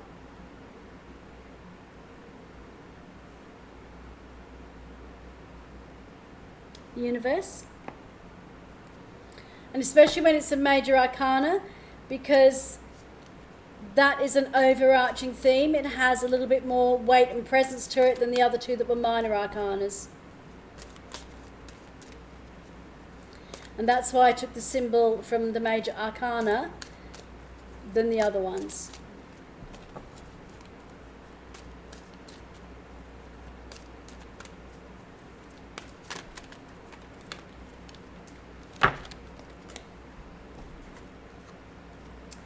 This one was trying to come out all on its lonesome, so we'll read it. There's a deeper reason for each of your questions. Seek it. Questions are a form of communication, and our questions come from ideas and us taking our ideas further and getting more information. This is very relevant to all the cards you got. There's a deeper reason for each of your questions. Seek it. Guidance, attention, help, maybe, love always, criticism never, The question was what to give others, if anything at all. Isn't it fun being you? So the universe is very much saying, when you're questioning something, there's always something deeper about that question that you need to look into and find out more about. That there is always guidance and direction and help for you from the universe. Always love. Criticism never comes from the universe. If you're hearing criticism, that's not from the universe, that's from something else. And the question was, what to give others, if anything at all. You know that when you give help and understanding and love to other people, that's all they require. And if you're questioning something, always do it from love and from the position of helping and giving, not from taking away. Does that make sense to you? There's been quite deep cards for you tonight in some ways.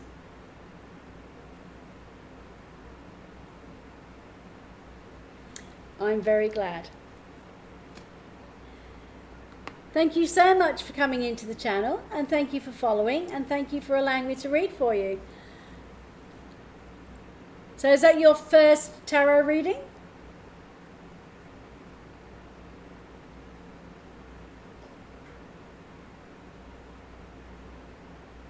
You're very welcome. And it can be a lot to take in, so if you need to, the video will be up in a while after we finish the stream.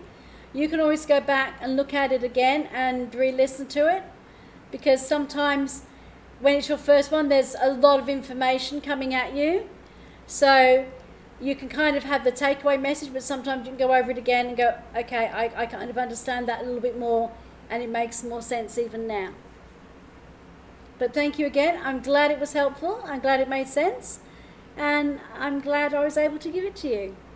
And you're very welcome. Very welcome indeed.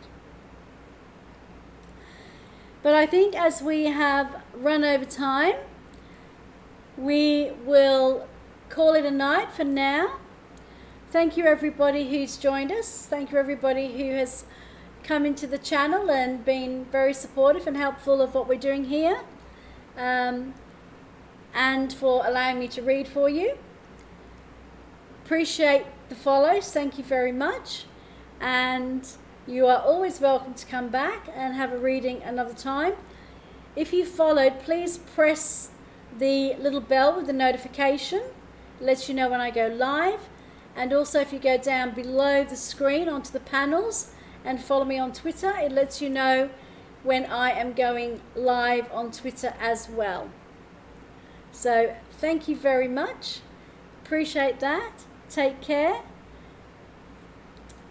I will have a very good night, and thank you. And you take care and you have a very good night, or good afternoon or good morning, wherever you may be in the world. It is evening now here for me in Perth, Western Australia. So because I read different time zones, I get people from all over the world. You're from Melbourne. Well, that's nice to know you're an Aussie. I do this time for Australia, and I very rarely get people from Australia. I get them from all over the place. But this is actually the Tuesday. I'm on from 6 p.m. Perth time. So Tuesdays is actually specifically slated for Australian viewers. So it must be getting quite late in Melbourne now, because it's 9:45 here. Yeah, it's quite late. Yeah, I normally do about 3 hours, depending on if I have a lot of people in here. Sometimes I do 6 or 7. I try not to. I try to keep it at 3, 12:45. Yeah, yeah. I have sometimes on a Tuesday and Thursday nights been on for hours. But this has actually been quite a nice, chilled, relaxing stream. So Terry, good morning, early morning, very late good night. Hopefully we will see you another time. But yeah, I do start at 6 p.m. Perth time on a Tuesday. And it is deliberately set that I start at 6 because I'm in the Western States for the Eastern States. So that's the reason I start at 6, because of the time difference to the East Coast. So I try very hard to give all the states the chance to catch a reading with me.